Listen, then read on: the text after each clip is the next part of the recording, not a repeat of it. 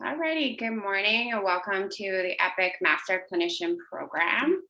My name is Brianna Kamphorst and I'm a registered psychologist at Insight Psychological, and this is an introduction to children and therapy, the healing power of play. Just a little bit of housekeeping before we get started. There's feedback forms that are embedded on the EPIC website. Please make sure that you fill those out. Content from previous years will soon be available on a separate page, and submit questions for upcoming Q&A session as well. Special thanks go to Cindy Gaffney, registered psychologist, for her assistance in the video examples that are provided in this presentation. She was amazing because we had to operate under COVID, and that was a little bit fun. So along the lines of that, just please excuse the shaky videography as we were doing it ourselves due to COVID and we were masked and stuff. So alrighty, so just a few quick notes before we jump in. Please be respectful of all participants and our wealth of backgrounds and life experiences. Questions are welcome. I'll be checking in often to see if anybody has any questions throughout the presentation. Please hold questions until designated times though. And really importantly, please note that this is just a brief introduction to play therapy and working with children. So while I will cover the broad main topics and the ones that I see to be the most helpful, be aware that this is not inclusive by any means due to time constraints. So why play therapy? Play is a natural language of children and how they communicate, problem solve, and develop physically, emotionally, cognitively, socially, and morally. Play therapy has a large variety of options for models and approaches to suit a large array of children and their needs. Play is cross-cultural, though there are still important differences to consider when practicing with children from different cultures. Play therapy is evidence-based. Play therapy empowers children, and play-based learning typically occurs much more quickly than talk-based learning. That's one of my favorite things to tell parents because they love hearing that they can go more quickly through therapy. And then this is just a general sheet about all the different benefits of play: bigger brain size, smarter, faster learning, and better memory, greater social competency, more empathy and happiness, greater impulse control. There's so many benefits. I'd encourage you to take a look at this. And then also just to consider too, the shift that might be occurring with play decreasing in society overall as well. So now I would invite everybody to pull out the toy or the object which they brought, which represents them in some way. And I am going to share briefly, and then if anybody else wants to share, they're welcome to pop it in the chat box. Okay, I'm gonna go first then. Fair enough. Just gonna move my stuff back. So I don't know how well you guys can see this, but it is a little owl.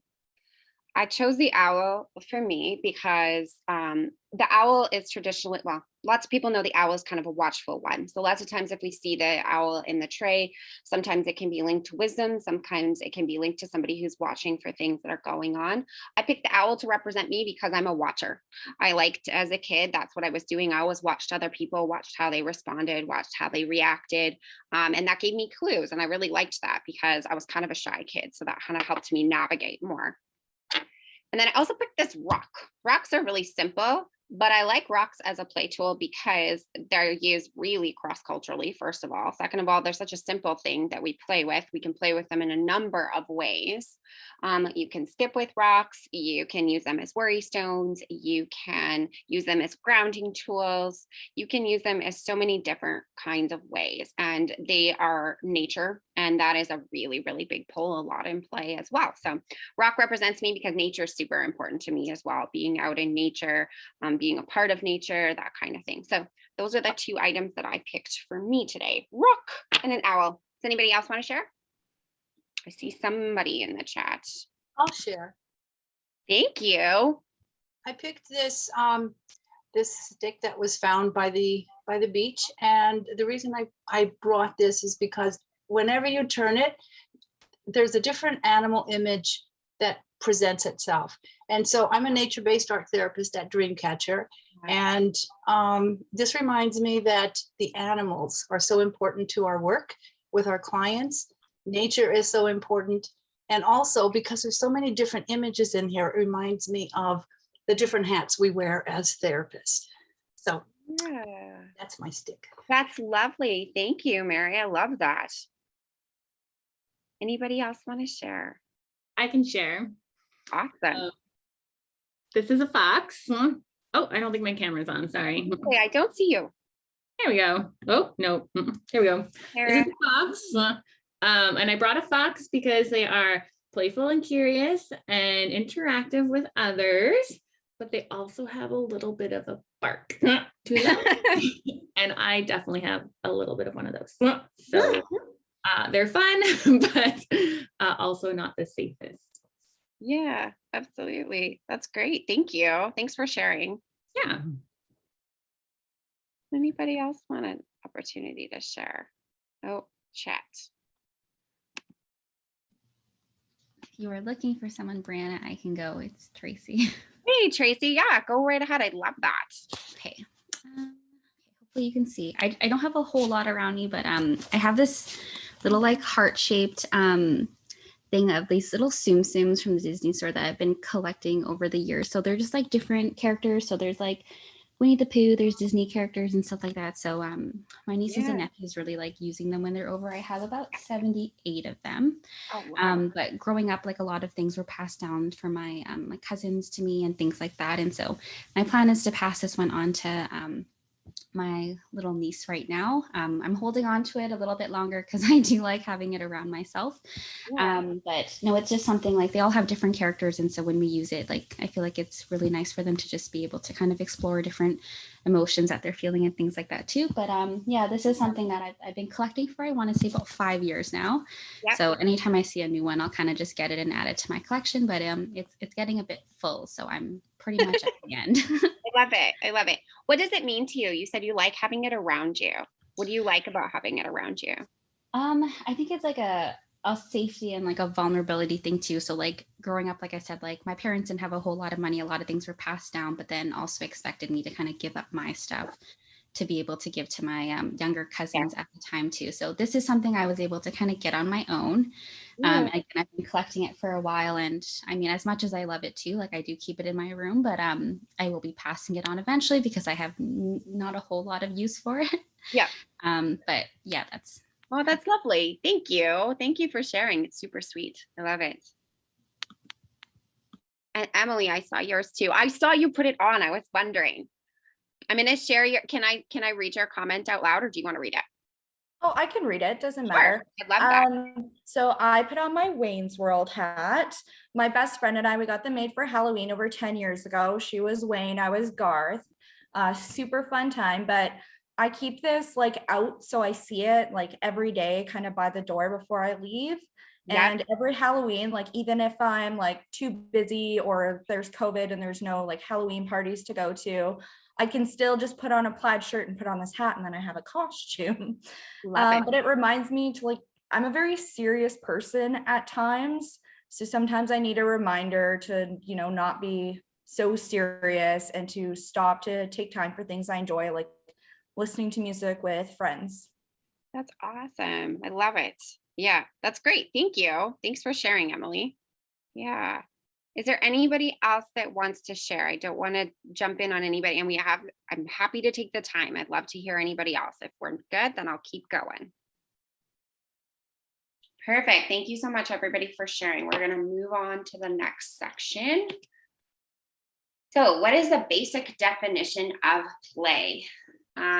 According to Oxford Dictionaries, play is to engage in an activity for an enjoyment or recreation rather than a practice purpose, and most often it occurs with children. In play, the process is more important than the outcome. It can be stress reducing and encourages endorphins, and that's Walton 2011. Play can also come in many different forms, including physical, manipulative, expressive, symbolic, dramatic, familiarization, games, surrogate, and virtual. And then this is actually a spot where I just wanted to really quickly note too that play and play therapy is not only beneficial for children, but many, I would argue for all age groups, including teens, adults, elderly. I actually know some clinicians that use play therapy within the correctional facilities. I honestly think it should be used in all kinds of different places. So, however, definition and meaning of play is so much more significant. Froebel stated that children's play is not just sport, it's full of meaning and import. And play therapists would agree, there's so much more to play. It's the language of children and an essential part of their healthy development. Gary Landreth, you're going to hear so much about him because I love him. He's a fabulous, fabulous man. He's a fabulous play therapist, and he's written some really great materials, which I'll show you kind of towards the end. This is his definition from a child-centered play therapist. According to Landreth, play is more specifically defined as not only children's language of self-expression, but also it can give us information on what the child has experienced, their responses and feelings to what they experienced, the desires and needs of the child's perception of themselves. And additionally, for children, their play is about gaining a sense of balance and control. So these are really important aspects that I explain to parents when I'm talking about play therapy, because it helps them better understand the process as well as the importance of it. I think play gets a really funny reputation, and that it gets written off as something that's insignificant and really doesn't matter all that much, when the opposite is true of that. So then just a quick note here, because I talked about Gary Landreth and being child-centered. Child-centered therapy is also multicultural in approach, which makes it a fabulous one to look at. Alrighty, we're going to move on to the difference between play and play therapy. So I was starting to kind of talk a little bit about that. Play therapy is different than play in several ways. The play therapist is a certified individual trained in various types of play therapy and acts as a facilitator, either in a direct, indirect, or combined fashion, and utilizes the child's intrinsic tendency to use the toys and materials to act or play out their life situations, past or current, their feelings and concerns. The therapist supports the child and the child's play to be witnessed and heard, as well as to gain a sense of mastery and or understanding about difficult situations and or feelings. So you can see the little picture there, just briefly, he's got his sand tray and all those little sand tray toys in there. We're gonna get into that later. So I have a really awesome video example that I want to show. It's an explanation of play therapy from the British Association for Play Therapy.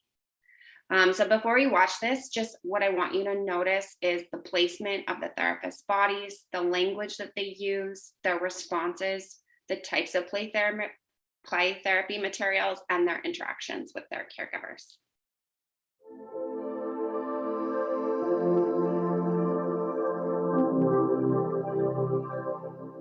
The joy of play therapy is that the way that children express their feelings best and explore them is through play. So I won't be expecting Jack to explain anything. He won't have to tell me in words what he's thinking or feeling. It's through the play, through the stories that he makes up, through the relationship that we build up through the play, that he can show me and demonstrate what is going on for him without having to verbalize it.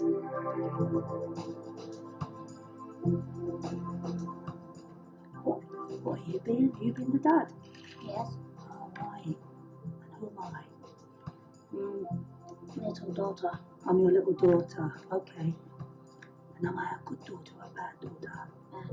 Bad. Bad one. Right. And It's a lovely mess we're making.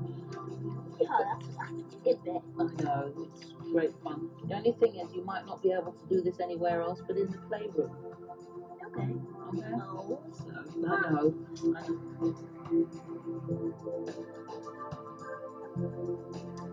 And do you remember why you're coming to see me? Yes. Mm-hmm. It's because my parents kept on smoking and taking drugs. And they're getting a little bit crazy. Yeah, it's been really hard for you. There has been episodes where he has been quite aggressive towards me. He's been aggressive towards you. Yeah. That must be scary. Yeah. He does sometimes lose his temper, and then he is quite very scary. Nice. Feels like you're not quite sure what to play with, and you're feeling a bit cross, aren't you? I don't like it. Okay. So you're feeling cross and angry. You feel like you don't like me. And it feels really tough to be here in play therapy at the moment. When granddads die, it's such a difficult thing to talk about and to show your feelings. When grown-ups have sad things like that happen to them, they often go and talk to somebody about it and they explain their feelings. But it's really, really hard, even for grown-ups to do that, but even more hard for children.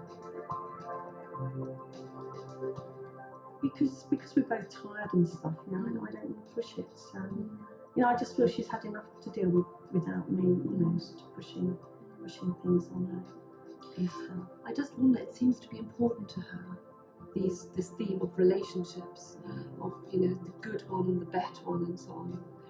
And that's something we can address here in the play, but it might well come up in the conversations with you as well.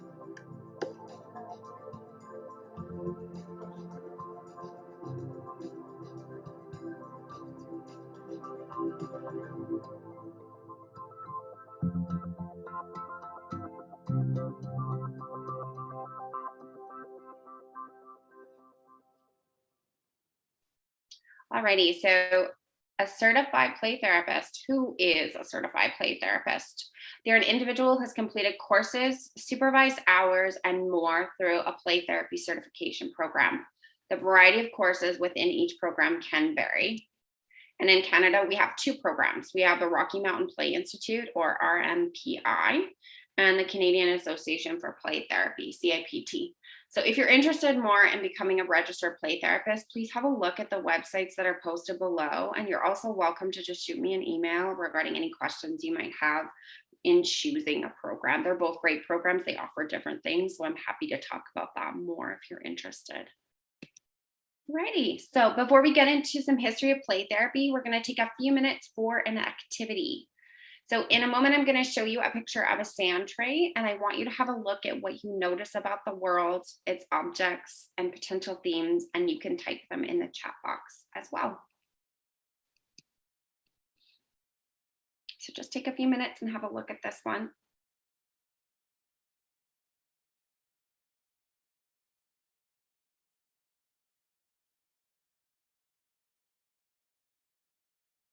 Alrighty, so these are some of the things that you guys are popping up that you're noticing. I'm just going to read them out of the chat here. We've got phobias, the lizard, danger, death, fear. Yep, that's totally true.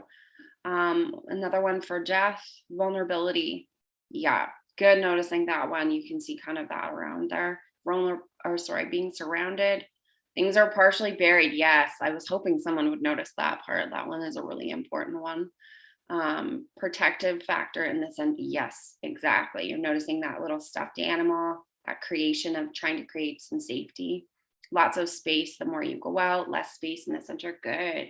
Yeah, you guys notice lots of cool stuff that's going on in there. The partially buried, those are things you want to take note of, and we're going to talk a little bit more about the meaning behind some of that as we go along. So good, great noticing.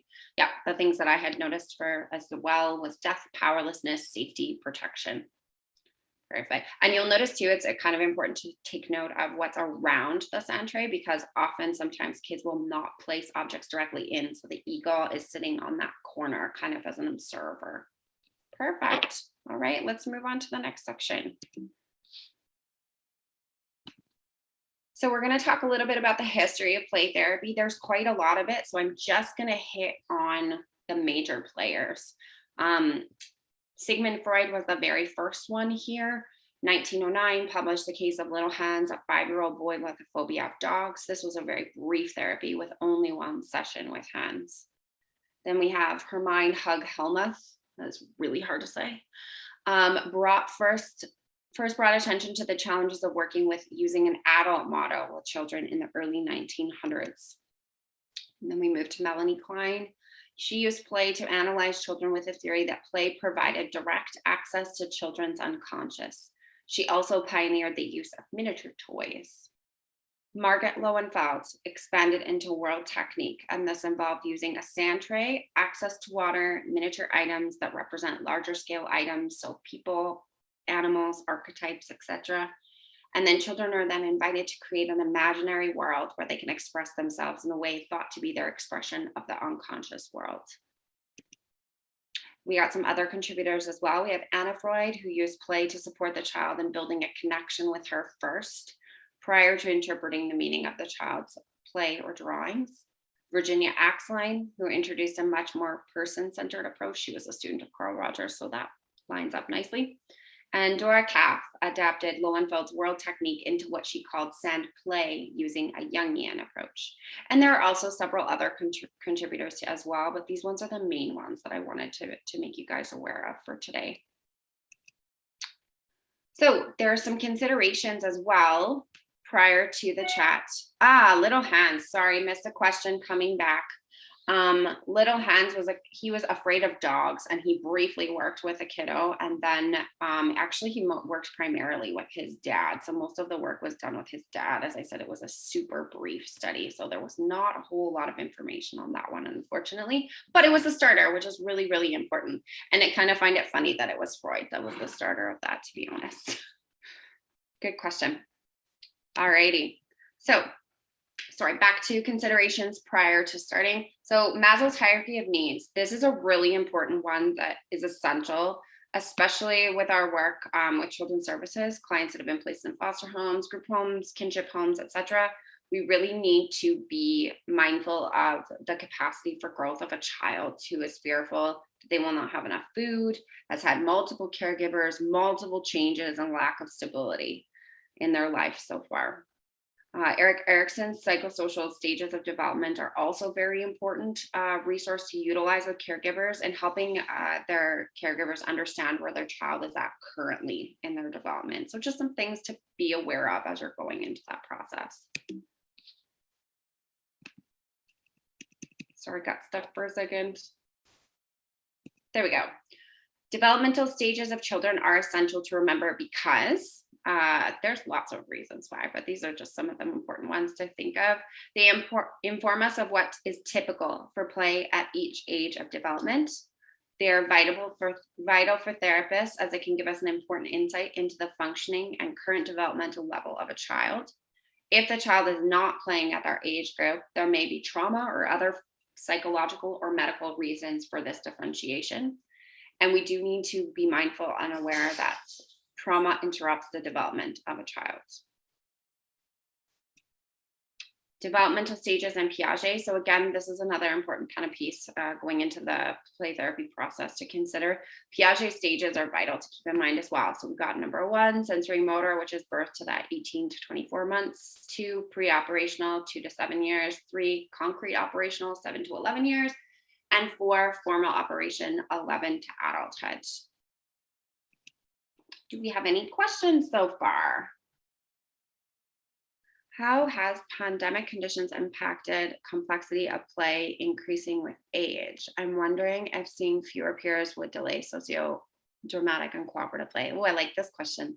I think that it has impacted play. I mean, I don't know that there's a lot of research out on at this point, not that I have seen. I know that we're starting to see some of the major disorders that have come out of pandemic, but I don't think there's been enough on the play piece yet. There will be, there absolutely will be. But I do think with having less of those exposures, for example, with kids on the spectrum, we're definitely going to see more challenges and delays in their play, even more so because they just haven't had the opportunities for them. And I mean, it also depends on whether or not children were grouped with other children as well during pandemic. So was their family that they were with also had other kids their own age that they were able to do some of that play stuff with? They will be differently impacted and probably less impacted than others that didn't have any playmates whatsoever. I definitely am seeing, I would say, like social delays for sure as a result of some of that, and a lot of social anxiety as a result of those lack of exposures too. But children are incredibly resilient. So I think what's really going to be interesting is just to see how they bounce back from this point as well, with exposure coming quickly. But yeah, I definitely think there has been a bit of delay, or at least kind of a halt almost in progress. But knowing what we know about children and their resilience, if there's no other things going on with them and they're stable, I think that they will bounce back very, very quickly But if there are other extending circumstances, situational or diagnoses, then that will definitely affect that piece more, unfortunately. Yeah, we're going to see more research about that. That's a very good question. Thank you for that. So we are going to jump into an activity break, and this time we're going to take a look at some drawings. So I just want you to take a quick few minutes and have a look at this and notice what stands out for you. Just a little bit of background information. It is a self-portrait by a 10-year-old. Yeah, no legs, eye shape, simple for age, not detailed. Is the mouth formed or is it a nose? Good question. Absolutely. Yeah. So considering, is it developmentally appropriate for a 10-year-old? What, when you look at it, like what impact does it have? Exactly. Those are all really good points. It looks ghost-like. Could be feelings of not feeling, real in a nutshell, almost like I'm just a shadow, powerless, feeling invisible, no mouth to speak. Yeah, good noticing. Okay, let's take a look at the next one here. This is a self-portrait age 8. So just again, notice what stands out about it. What's the impact when we look at it?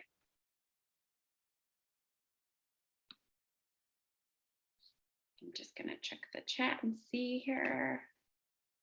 What is the intended emotion from facial expression? Interesting placement, bird-like feet. Is it age appropriate for age 8? Yeah, no, good noticing. It is not age appropriate for age 8. And there's not really a body. It's very, I would say, like, I guess, immature looking. The facial expression could be viewed in many different ways, but it almost looks shock, surprise, fear. So again, potential developmental delay, powerlessness, fear, bird-like. That's kind of interesting, almost again, like they're not really grounded. All right, good. So we're going to take a 10-minute break here and come back at around 9:16.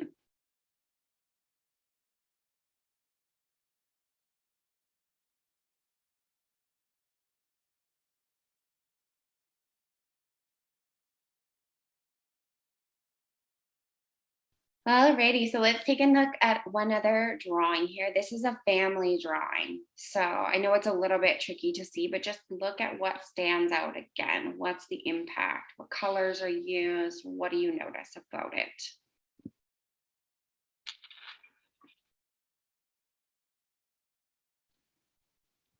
All right, I'm just gonna check the chat again here, see what you guys are seeing. Someone is literally on top. Yeah. Exactly. Someone is literally on top. Is that a favor child? Everyone is outside. All are smiling, but the one underneath. It is actually smiling. I know it's really hard to see in this drawing, but that one is actually smiling too. It's just, its smile is yellow. So, but yes, otherwise you would totally be correct in that. Door is light and doorknob. People in attic are dark. Lots of color in the house. Age of the kid. Age of the kid is 8.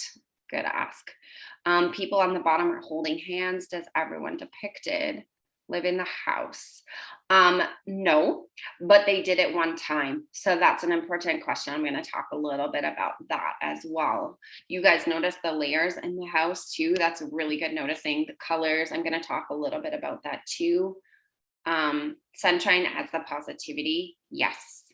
What does the spacing tell us? So you can see, I don't know how well you can see this, but I'm just going to give you a little bit more information. They're actually, all the people on the very bottom are holding hands. The house has different layers in it. Like I said just a little bit ago, they all at one point lived together in the house. It is child that is on grandfather's head, and mom is holding grandfather's hand to the left, and grandma is to the right. The house with the layers, I think that the importance of that is there's been several moves for the child in the last little while. So there's been a few different houses. At one point, they all lived together. They were grandfathers holding child up because grandfather has been a really big player in child's life, as mom and child were in a very serious MVA, and grandparents had to take over primary care for child for several months as mom recovered in the hospital. So that's why grandfather serves such a very prevalent picture, and they're all together as well. So they are very close-knit family as well. So you guys nailed onto that one too. And yeah, the happy, because they're rebuilding, and that's pretty cool too, because it's kind of coming through in the picture. Just gonna check because I see there's another little bit in there. Where's dad? This is a good question. Dad is not super involved. So dad is not in the picture, which, you know, like it was invited as a family picture, draw me a picture of your family. And this is what the child chose to draw. Dad is pretty intermittently involved and not consistent. And so I think that's definitely indicated in this picture. These are the people that the child feels closest to and most connected to. Good notices, guys, really good. All right, so we're gonna move on to part and stages of play.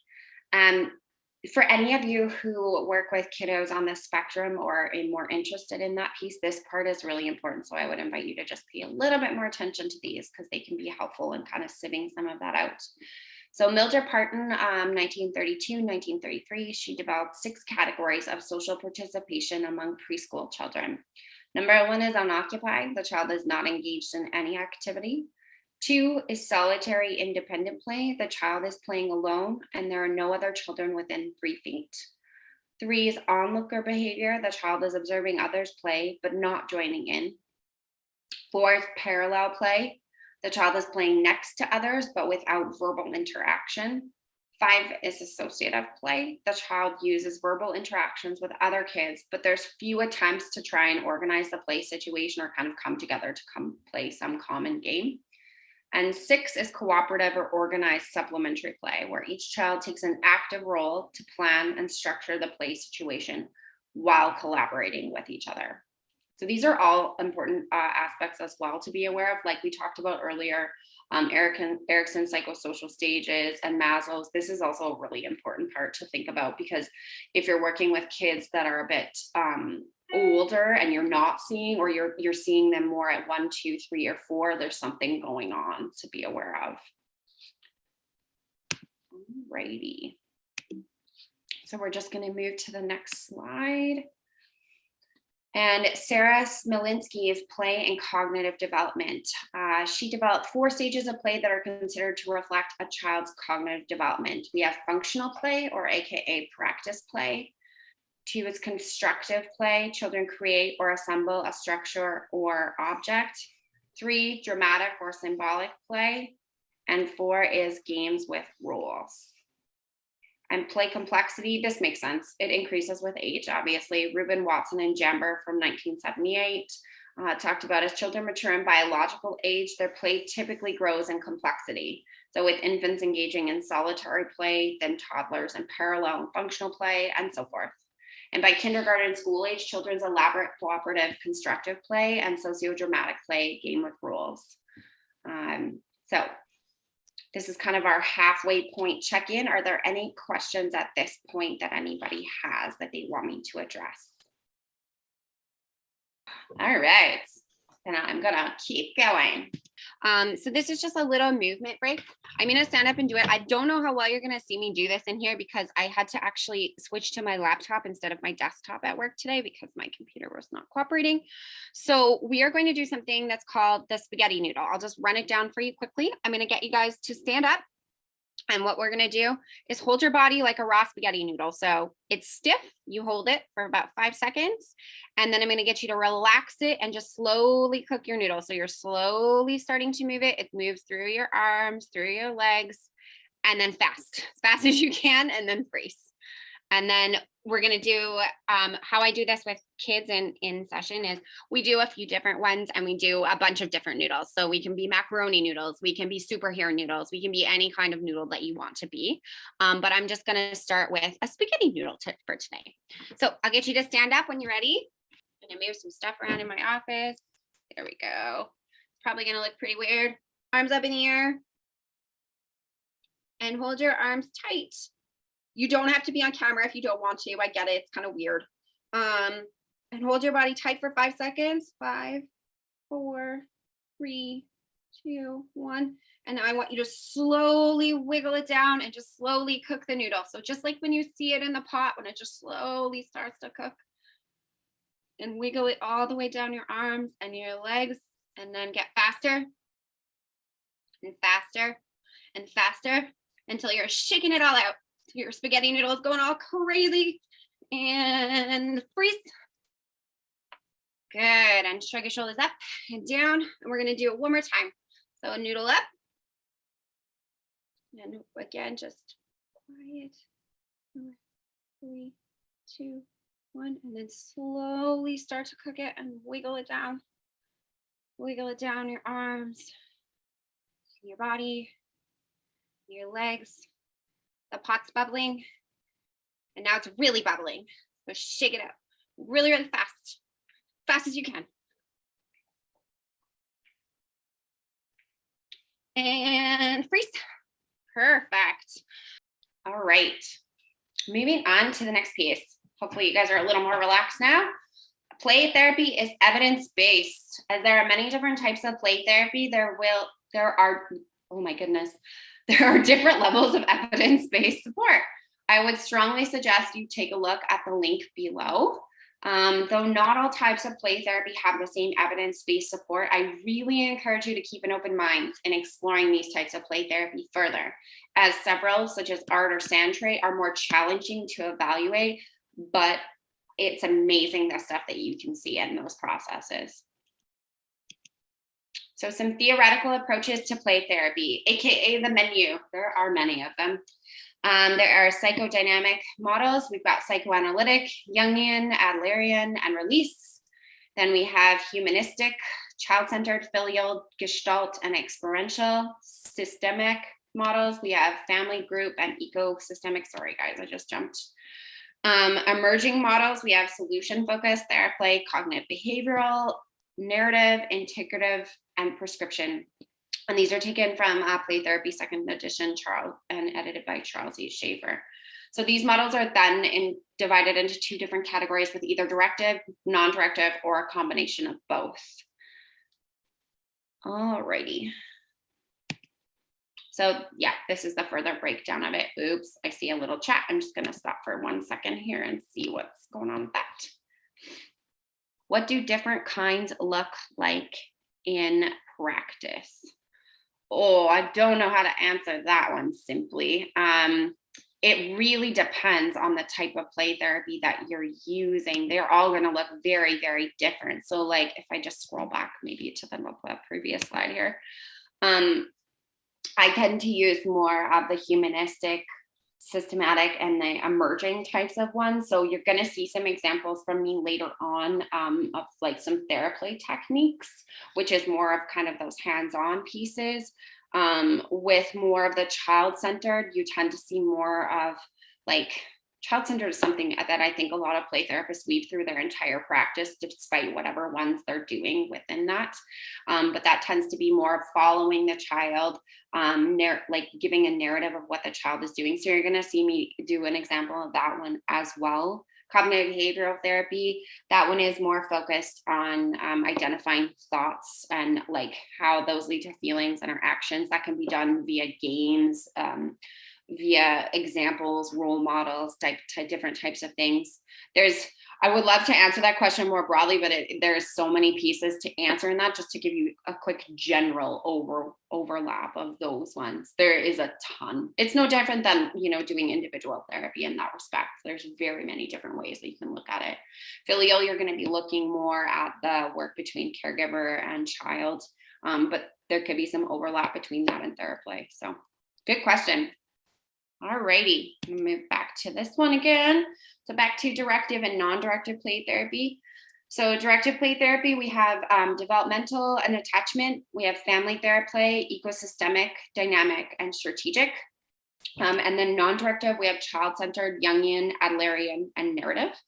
So there, again, benefits to each approach. I really encourage you to try both. I know a lot of people are like, nah, I'm really directive. I'm just going to run with directive. I get it.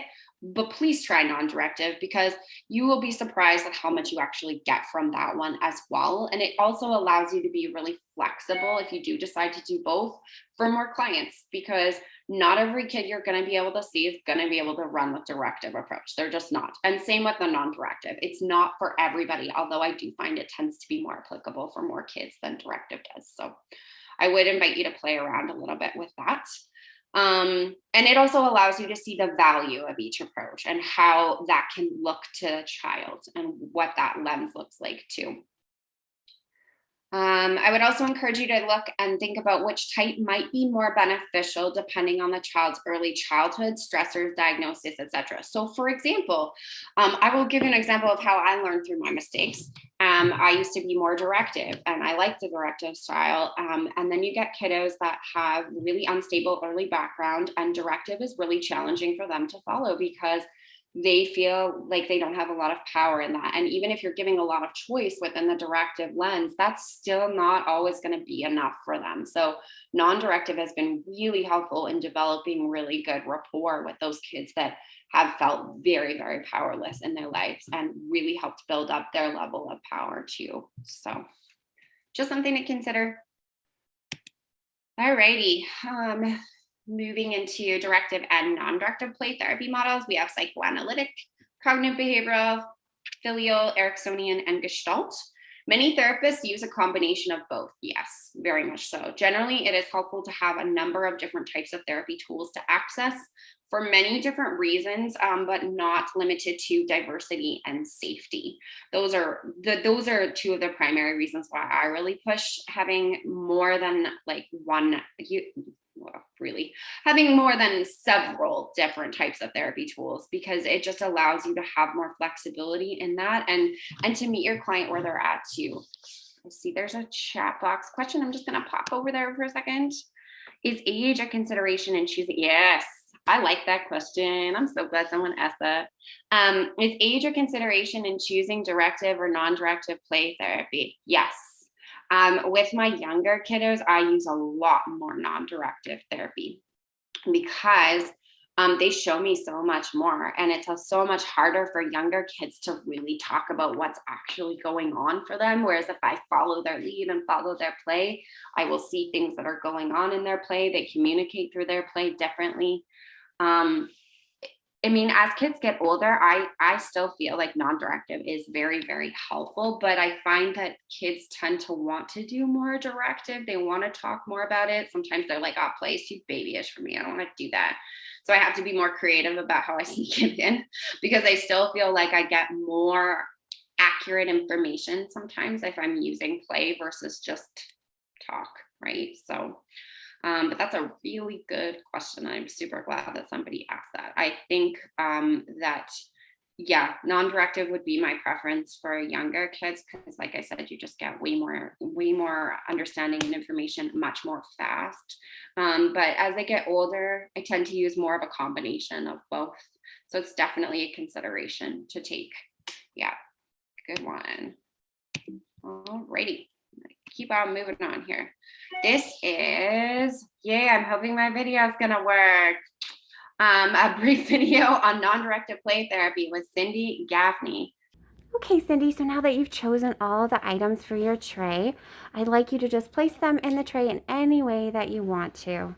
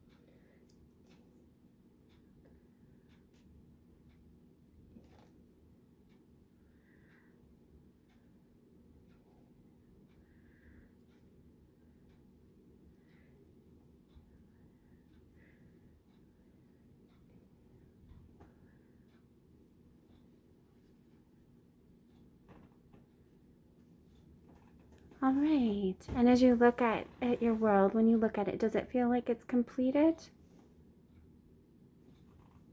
I think so. We're going to talk about what were some thoughts on the video. So I'm just going to read through the chat and see, and then what it was like for Cindy as well. So how often do you narrate what they're doing when they're doing play therapy? That's a good question. Narrate a lot. Narrate more than you think is normal. That's probably my best guideline. Narrate almost until it's like it's uncomfortable and it's weird. They'll tell you if it's too much. They're really good at that. Kids are honest. So probably like 80, 85, 90% of the time I'm narrating quite a lot of it. How do you gauge optimal frequency? Yeah. I'm watching what they're doing. Like I said, I'm really carefully watching what they're doing, their response to what I'm doing, to see how much is too much, kind of. But generally speaking, more is better, because you're wanting them to feel heard. And that's the best way that you can do it, by narrating quite a lot. How often do you ask questions if you're not sure what they're doing or verbalizing what they're doing? I don't ask a lot of questions if I can help it. I would rather not ask the questions. I will just say, oh, that guy's doing that, or, oh, that one's going to go over there. And usually what will happen is they'll tell me what it is. So I won't make assumptions about what they're telling me for the most part. But if you do happen to say like, oh, that, look at that dog, and it's not a dog, and they will tell you again, they will be very honest. That is not a dog, Brianna. That is this. Oh, sorry. Oh my God. Got it. Right. So like, don't worry if you do accidentally say something that's incorrect, because if it's important, they'll correct you in that process.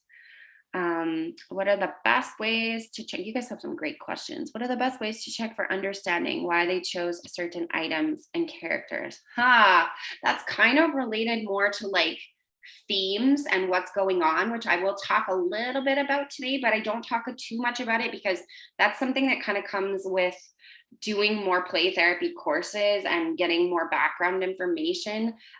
Just kind of a general rule that I use around that is like, what are you seeing out of it? Are there repeating things that are happening? How do you feel when you watch the play? Does it make you uncomfortable? Does it make you feel like something is up? What's kind of popping for you internally as you're seeing it? So that's kind of how I engage it. I will also note down what items they're using too, so that I can like consider at the end of session and think back and think, was there anything else that repeated that was similar? What could that mean to them? Is this anything that they've done before? So again, I'm looking for patterns, for repeats, for what's developmentally appropriate at this age, those kinds of things. All those things are kind of running in the background as I'm looking at it to try and get a sense. Does it seem happy? What's the emotion and the tone that's being conveyed by what they're doing? How engrossed are they in it? So if they're like totally immersed in it and they're not even really noticing what I'm doing, that gives me information too. So those are kind of some of the things that I'm looking at. But yeah, generally speaking, you narrate very, very often. Probably, like I said, that 85 to 90%, they'll tell you if it's too much. And I kind of just am following their lead. So I'm kind of like a mirror in that. Good questions. Really good questions. Oh, you're getting all the toys set up. Yeah. What's happening over there? Oh, that one's going to move over a little bit. Yeah. Yeah, the bunny's going to the tree, and the fireman has to come and help it. It's like the kitty. It goes up in the tree. It's like the kitty. It goes up in the tree, and the fireman's going to come help it. Yeah. Oops, the fireman knocked the tree over. Oh, oopsies. He knocked the tree over. He helped the bunny. He helps the And bunny. I think the little horse wanted to know what's happening, so it came over to see what's happening. The horse is wondering what was happening. He wondered what happened to the bunny. Oh, and someone else was coming over too. Yeah, his mommy wanted to know what's going on. Mommy wants to know too. Oh, lots of people are coming to see what's going on. There's lots. And then the little sheep, sheep, he's always quiet and he's in the back, but he wanted to see what's going on too. Oh, but he didn't say anything. Yeah, even the quiet sheep wants to know what's going on too. Yeah. And the turtle come out of his hiding spot. And he likes to hide. He likes to hide. Yeah. He like even he came out to see. Wow. These things don't happen a lot. Nope. No, they don't happen a lot. But now the monkey's coming, and the monkey, he went in the tree, but no one helped the monkey because that's normal. Oh, no one helped the monkey, but that's kind of normal. No one helps monkey. Hey, yeah. The monkey likes to go in the tree. Monkey likes the tree. Yeah, he likes it up there. Oh, I think they're bored. They're going away now. Yeah, they're all done looking at what was happening. They're gonna leave now. They're kind of bored. Yeah. Except for the mommy. The mommy wants to make sure everybody's okay and know what's happening. Yeah, except mommy. Mommy wants to make sure everybody is okay. Yeah, absolutely.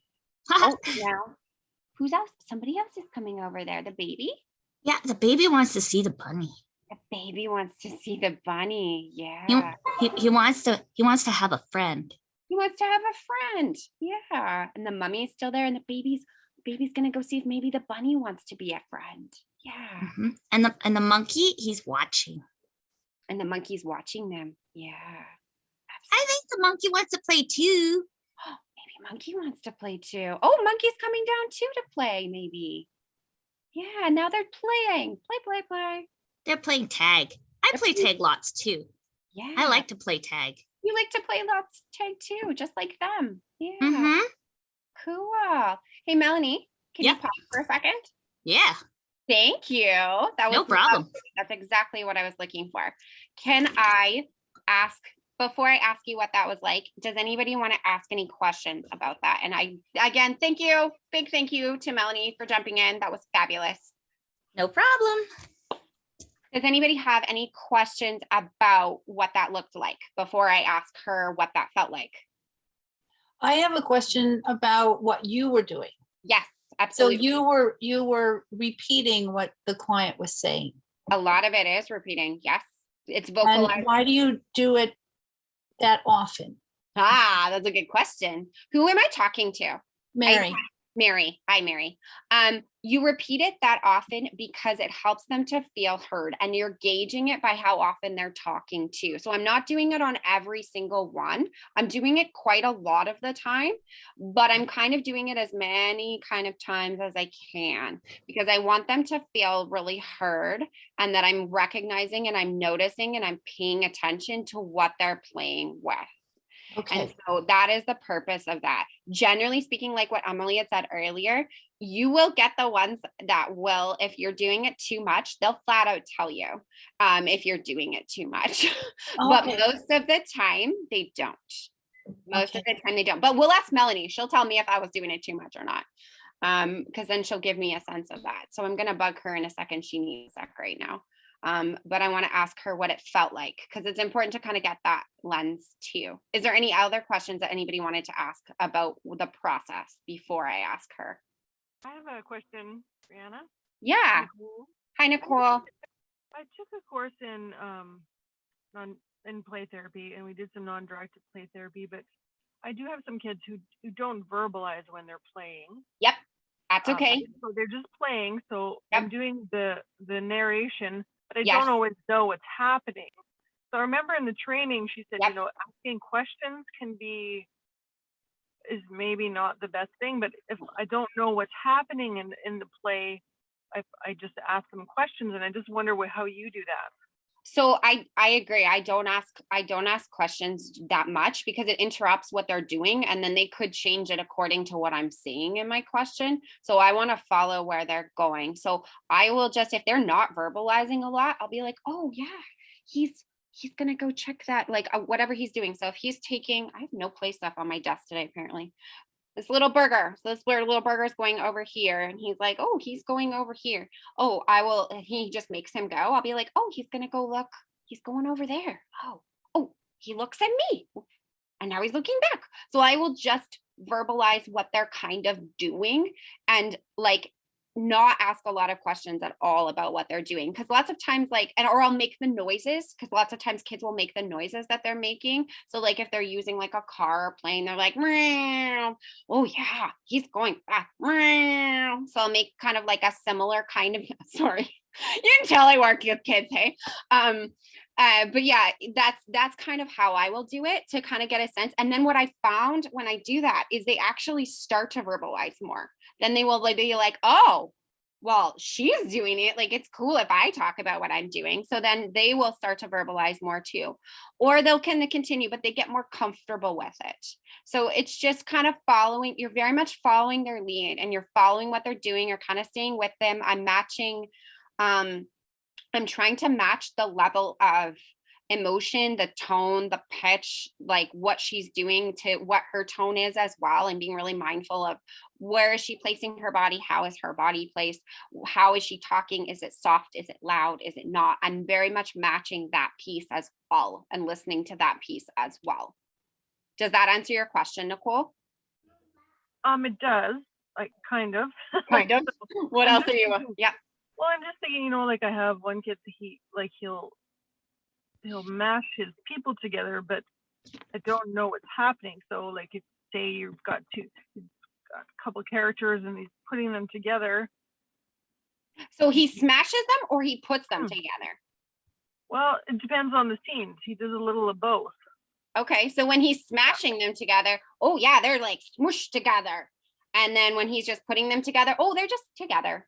So like it doesn't have to be perfect. It doesn't have to be like, exactly what's going on. Again, kids will often correct you if you're wrong. They'll be like, no, they're not smashed together. I'm just putting them together, or they're just doing this.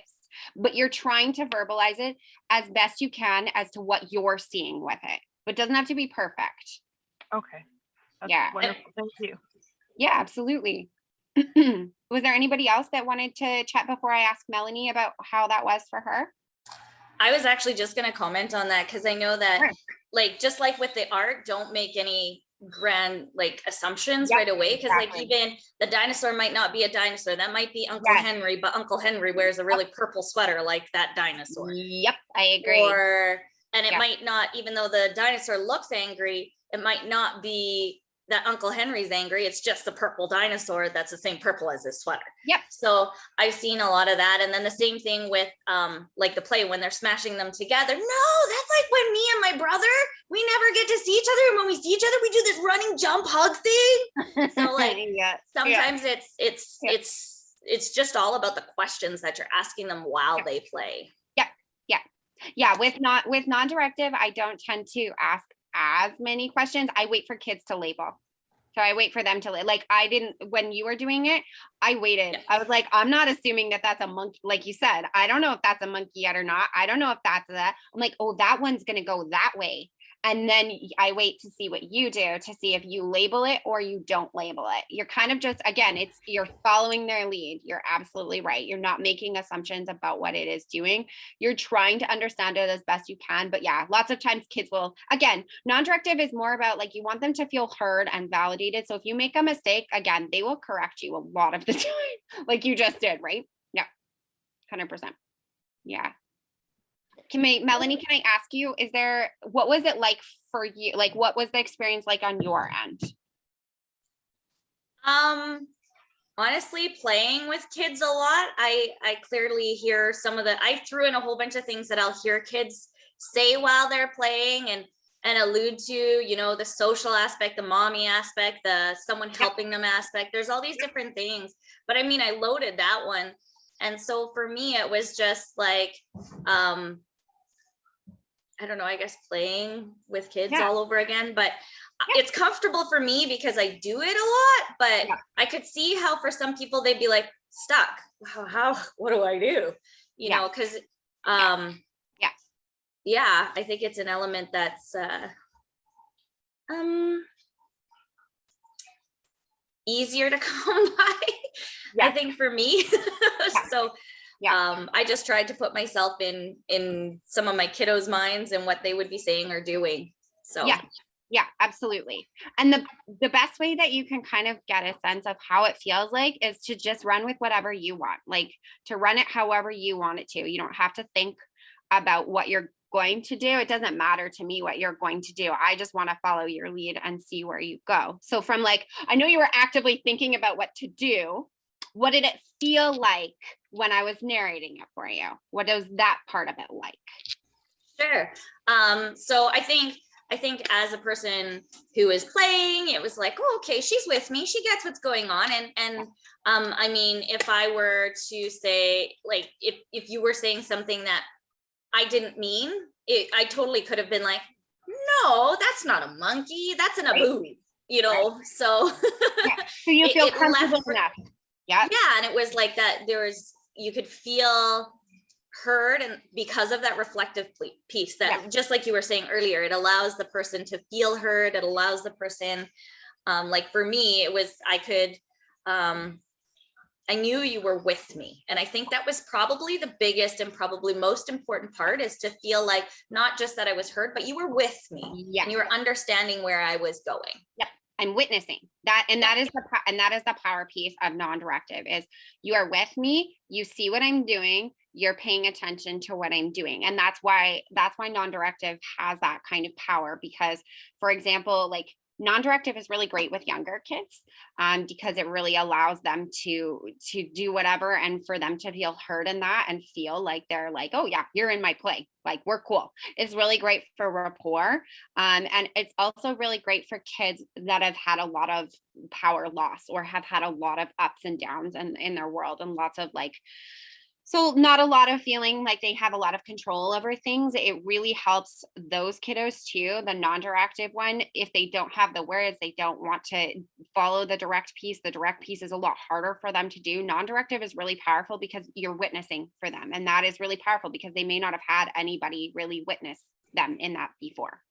And then I think the power of them being able to, with that reflection, process, because while the person might be saying something, they might actually see that what they're doing in a very tactile way, what they're doing is actually what's happening, and they go, wait, no, that's not what I want.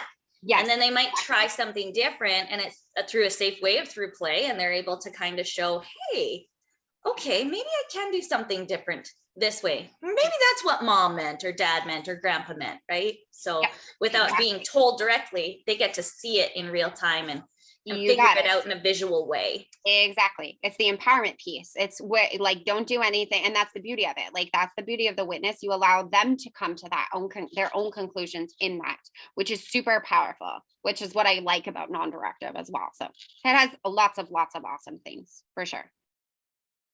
I have a question.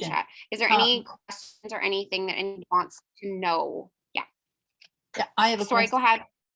Can I ask a question? Sure, go right ahead. Okay. So Mel said, I do this with kids a lot. I play with them. And so it was a natural.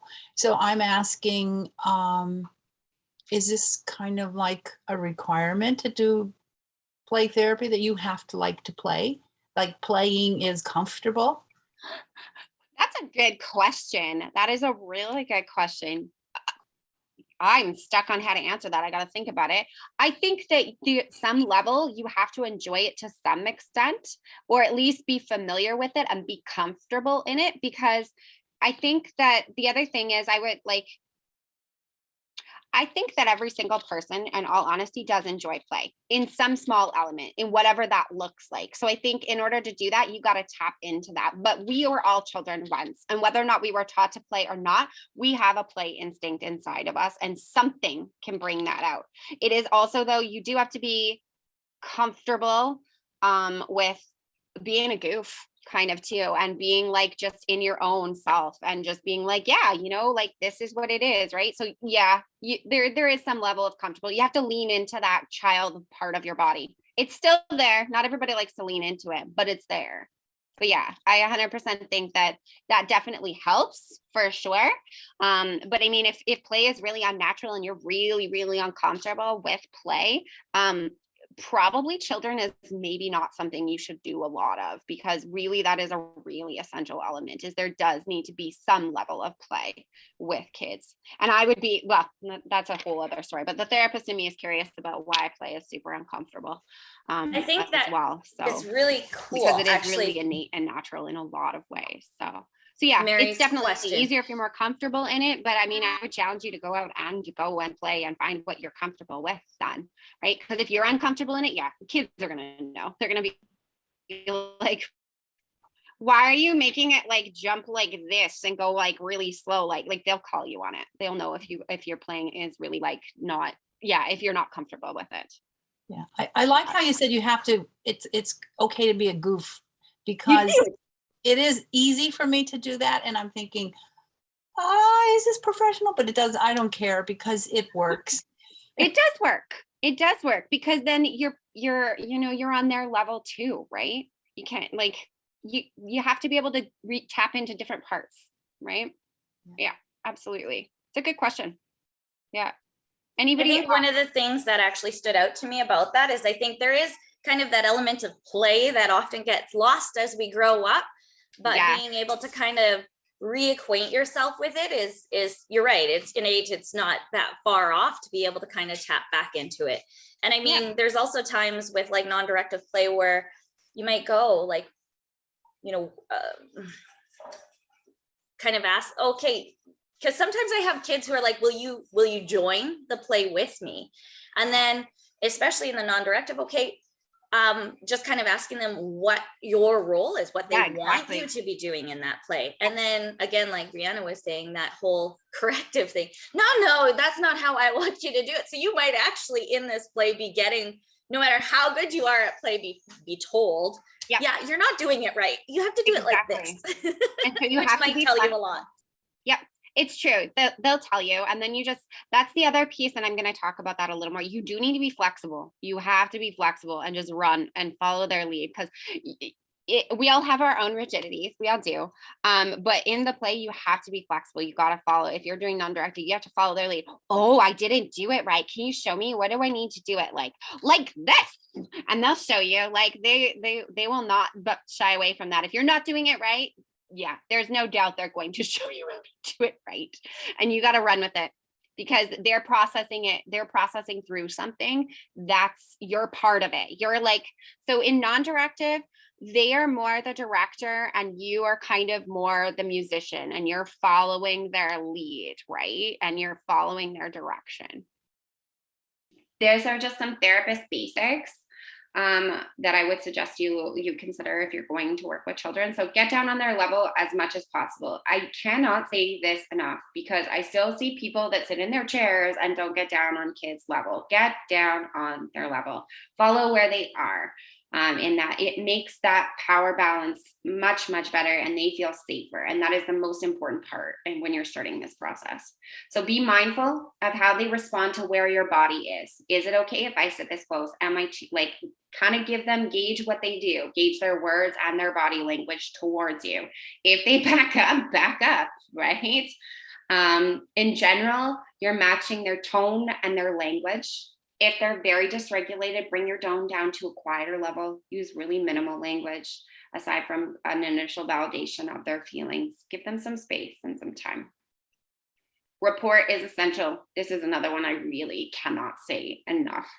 Find out their interests, try to include them or some part of them each session. And when you keep track of those kinds of things, it makes a kiddo feel connected to you. So I will, and not every therapist does this, but I will write down, like, if they have a pet, what's their pet's name? How's it doing? What's going on with you? Oh, that's so cool. Because it builds, it's almost like that muscle memory in that brain of that connection you already have with me. Oh, you remember about my pet? Oh yeah, we've talked about this before. And then I'm back in again. So it keeps that connection more firmly established. They know that you're seeing them and hearing them. Warm, genuine empathy and acceptance are also vital part of child-centered play therapy. You can obviously tell which one I like. Offer choices. Language choices also very important. So state what they can do and generally use positive language. This is a conversation I have with parents a lot of the time. We forget that. And if we're parenting a lot of the time and, oh, no, we can't do that, or no, this can't happen. I talk to parents a lot about saving no for really important times instead of using it all of the time. So language choice is very, very important as well. Any questions so far? I'm just going to take a quick peek at the chat. It looks quiet right now, but I'm just going to, maybe not. Is it a requirement to enjoy and be comfortable with playing to do play therapy? This is a good question too. I like it. I would say it's pretty important, yeah, to be enjoy and be comfortable with playing it, to do play therapy. Absolutely, because kids are gonna know if you're not, and they're gonna call you on it. They're gonna be like, "Why you look stupid with your horse? Like, that horses don't do that. That's weird. Like, why are you doing that?" So yeah, probably I think it's pretty important to enjoy and be comfortable with playing. You don't have to do a whole lot of playing when you're doing play therapy. A lot of it is, observation and doing what kids tell you to do, depending on the style of play therapy that you're using. But I do think that it is much better if you're more comfortable, because like I said, it helps them feel more comfortable when they see that you're comfortable with it too. They can be more genuine in themselves. So if you're not comfortable, play more. It's good for you anyways, and you'll benefit from it in many, many ways. One more. Do you have any tips for developing the comfort? Play more. Like I didn't even see that one. But yeah, go out and play more. Go blow bubbles. Go bike outside. Like go and explore some of those playthings. Generally speaking, if you're not comfortable playing, a lot of the time it's because you didn't get to play as much as a kid. So it's kind of strange and it's off-putting, right? And so maybe you didn't have those opportunities to do it. So developing that comfort, go and play. If you have nieces and nephews or people that you can play, go and watch them and hang out with them if it's okay with their parents, and play with them. See how they play. Get comfortable in that. Explore. Kind of, you have to tap into that inner child that we all have, right? So kind of tapping into that place more and just going and exposing yourself to it more. It makes you more comfortable with it. And I mean, start with things that you are comfortable with too. There's so many different kinds of play therapy materials. You can also utilize more of those in your practice. If you're really uncomfortable with one certain aspect, then focus more on the other areas. Focus more on the art areas, or on the bubbles, or on some of the other kinds of things that are maybe less pressure than playing with, little figurines or whatever it is. But exposure is going to be a big part of getting more comfortable with it. It is really just getting in tune with that part. That's a good question though. All right. Don't see any more questions. I'm going to move on to the next slide. So the playroom, number one. So this is just a partial picture of one of the playrooms that I used to work out of, that I kind of helped create. What I want you to kind of notice about it is it looks sad because it was COVID and I had to take all my, under the leaf in the corner, there was supposed to be all the pillows and blankets, and it was more like a safe place. This is taken during COVID, clearly, because I had to take all that stuff out because I just couldn't keep up with cleaning it. But normally quiet space in your playroom is really, really important, because kids will know they will gravitate towards that corner if they are needing that corner. And it's really important to give them that space. You'll see that I have also, it's pretty well organized. It's bright, it's light. There's some comfort items, there's stuffies, there's games, dollhouse, and a sand tray. That's the far left one. Those are two of the top things that I feel like you really do need in a playroom. And then there's a bunch of, I don't know how well you can see that, but on the wall, there's a ton of pictures. So those are all made from children that have requested to leave them in the office. They don't have any personal identifying information on them, but I think it's really important to have works from other kids up in the office, because one, it shows that your office is not an office, it's a playroom. That's important. Two, that shows the value that you take of the children that are coming to see you. It honors them when you put up their work. It honors their process. It honors that whole portion. And then that shows that honor to all the other children that visit that playroom too. So I think that's really, really important too. And then I'm just looking to see if there's anything else. I have one sad little plant on the corner there. Normally I do have more plants in there. So again, natural items, they add a lot of feelings of safety and diverse. I think they add more of, I would say, universality, I guess, is what I'm looking for, because everyone relates to nature. We go out in it every single day, which I think is really important to include. We're trying to be really inclusive in our play spaces too. I see a quick one. Should you take pictures or scans of artwork that they make for their client bio? Yeah, I get consent to do that. I do feel like that's really helpful because I don't know if you ever have tried to draw out a sand tray, but it is a nightmare to try and draw out a sand tray really quickly while you're making notes of everything in a session. I tried that, that was horrible.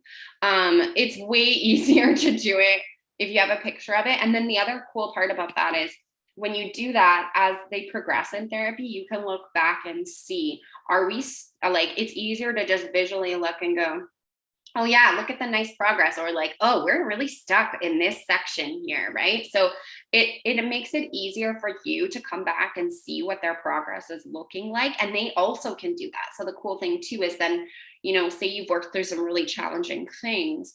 Look at what your first one was. Look at all this. Oh, wow. And look at it now. What do you notice? So it also kind of provides them with like a timeline of, and shows them their progress too, which is really cool.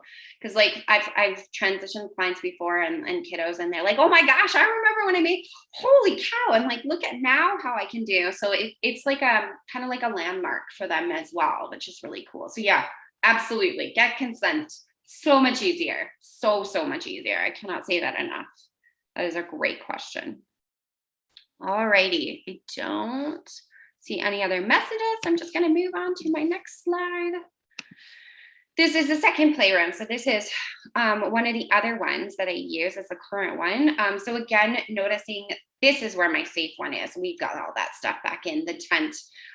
Kids use that very regularly, especially my kids that need that quiet or that feel less safe than other kiddos that I see. You'll see in this particular playroom, I've tried to add more elements of nature into it, and we have a fabulous lady that helps with that in our office. This is I think moving in, because I don't have any pictures of anything from kids yet. So I haven't popped up my pictures on this one yet. They are there now. We have the Inukshuk. It is really challenging sometimes to try and make your playroom more inclusive, but you have to be creative about it and just try and get as many elements as you can. You can't see now, but now I have a dream catcher, a rainbow one over there. And so just adding as much as you can to make it feel calm, soothing, natural, and inclusive. Those are the biggest things that I'm looking for, to hit on as many elements of those as I can. All right. And then, sorry, this is just another picture from it as well. So again, just noticing more neutral colors. I've got the dollhouse and the sand tray back in the corner there, and mountains, hand sanitizer. Everybody has that now. All right. And then these are just some of the pictures in terms of the organization in the office. So I think I'll talk maybe just about the ones on the right first, because it's faster. So this is some of the more direct stuff I might use for emoji thumb ball. Some of the puppets that I would use. Puppets are chosen, I'm not going to go into too much detail, but puppets are chosen with care as well. And I've chosen all of those ones for very explicit reasons. Turtle, because it has a shell, it can hide, it's safe. The dragon has 3 heads, so I can use it in cognitive behavioral therapy if I want to, for thoughts, feelings, actions. Pig, because it's a pig and it's really cute, and we need cute puppets as well, ones that are safe, that create that safety for kids to talk to that creature, because it's a safer kind of creature. So just a quick note on those guys. And then this is one of my sand tray cupboards. It's not all of them, because that's a lot. Excuse me, but you'll notice that it's organized in a specific way. It's probably a little tricky to tell, but from the top to the bottom, the top shelf is all around furniture and different kinds of elements. On the right part of that, there's houses. Houses are a really important element to have, particularly because so many of the children we see have moved houses many times, or our parents are split. And so having more than 2 houses allows them to express that quite well. And move down, we've got mythical creatures and sea creatures. And then we move down again and we've got domestic, jungle, and forest creatures. And then we move down again a level and we've got vehicles and religious symbols and fences and bridges and all different kinds of objects. So the goal with sand tray stuff is to pick as many that are as appropriate to as many as possible. And there's definitely a lot more to it than that, but that's kind of just generally giving you a quick rundown of those. So organization for sand tray stuff is really important because it helps you see how children choose. It helps them choose. And when you have a lot of sand tray objects as well, it can be really overwhelming. So it makes sense to have them very organized explicitly too. So it's easier for kids to choose. So we're just going to move into some more playroom essentials. So important things to consider. I kind of talked a little bit about these already, but I'm just going to give you a little more detail. So moderate lighting, room size, colors, amount of stimuli, that is a really important one. Soundproofing, children's access to materials, safety, cultural appropriateness of some toys and signs, as well as inclusivity shown in the playroom itself. That is a challenge that I have had quite a lot, and I've discussed with other play therapists, is that inclusivity portion is really tricky. It's really tricky to find culturally appropriate items. It's really tricky to find gender inclusive items. We're getting more creative with it, but it is challenging. So just do the best that you can. Playmobil is pretty good. Sometimes you can find some that are more gender neutral, that can be helpful. But really the idea behind choosing some of those items is keep your eyes peeled wherever you go is really the best thing that I can say to you. Like if you're in a store that is like a play-based store or is more, cultural, but like look around, see what could be used. Don't just go to traditional toy places. Check wherever you go because you'd be surprised where you can find things sometimes. And then the other thing is you can always make them. If you're super creative, you can hire it out to somebody to make it, or you can make it yourself. Space should look like children would use it. Yep. Items should be primarily accessible, and children's artwork can be displayed to normalize and honor the work that's done. It should contain a variety of toys and materials to suit a large variety of ages. And generally speaking, colors in the playroom should be warm and welcome, as well as clean and organized. Some more playroom essentials. Size is important. Yeah, you can work out of a small office, but it is significantly easier to have a bigger office. Landra suggests a 12-foot by 15 room is the most suggested, most commonly one with at least one window. Window's great because it gives you the natural light, which I think is really, really important. I think it also kind of adds some level of safety for kids too. Space should be kept as clean as possible and easy to clean as possible. Yeah. Especially the last couple of years, make your space easy to clean, figure out what's going to work best for you, limit the play materials should you need to, because otherwise you're literally running from one session to the next because of cleaning stuff. So just clean smart in a nutshell. Quiet corner or enclosure with some means of shade and comfort items such as pillows, stuffies, and blankets. I think this is an essential of every play therapy office. It helps create more safety. Consider adding real or fake plants and items from outside, such as rocks, to create more of the outside natural world inside. Yes. I like this one because, like I said, it's culturally universal, and some cultures place even more importance on those natural elements. And so I think bringing those in also just adds that piece. If we can't find authentic cultural pieces, if we add more of that piece, that still adds more of that. So it's important. So now we're going to move on to a brief demonstration of TheraPlay, a nurture activity. So again, this is just a TheraPlay technique. I cannot say it is TheraPlay. They get very, very picky about that because it is, their name. So it's just a technique. So we're going to do the cool lotion activity that we talked about today. Okay, so it's the one that you chose, but I'll let you smell just to make sure it's the right one. Nice. Okay, perfect. So we're just going to put a little bit on each hand there.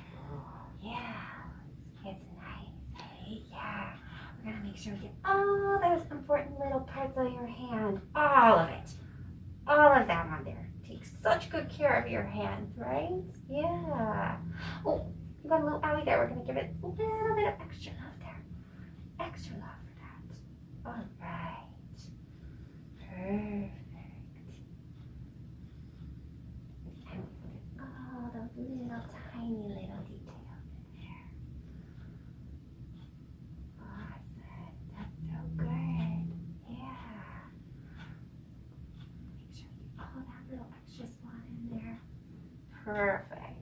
Do you want to turn your hand over? We'll get the rest of it. Awesome.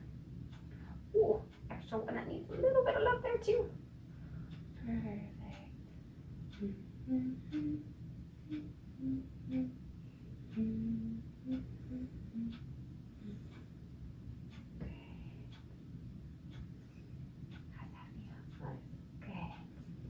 So what the important thing to note from these videos is to know, what do you see happening? What do you notice about the other people's? Like, what do you notice about her body language? What do you notice about my body language, our eye contact, those kinds of things? As I said in that other example too, with it being COVID, we obviously are not touching. So we can't get consent to touch, but if it's a caregiver that's doing this kind of activity, that's fine. I use paintbrushes to make it more, and it still has that softness in that, which was actually, it worked really quite well. I'm just gonna check and see, there's a quick little question. Should you be directing step by step? Are you modeling for caregivers, and what are some tips for modeling? Okay, let's chunk that question down. So there's a few things there. Should you be directing step by step in the moment, or not in the moment? I model it first. So when I do this activity, I will do it with a kid first in my office. Then I will get parent to watch us while I do it, so they get a sense of it. And I will also give parents instructions separately to make sure that they're really clear on what they're trying to do. What we're trying to do in the video is we're trying to do a lot of mirroring, and I'm trying to get eye contact a lot. I'm trying to make sure that we're connected. So my knees would be touching the kids' knees. In a perfect world, it's not right now.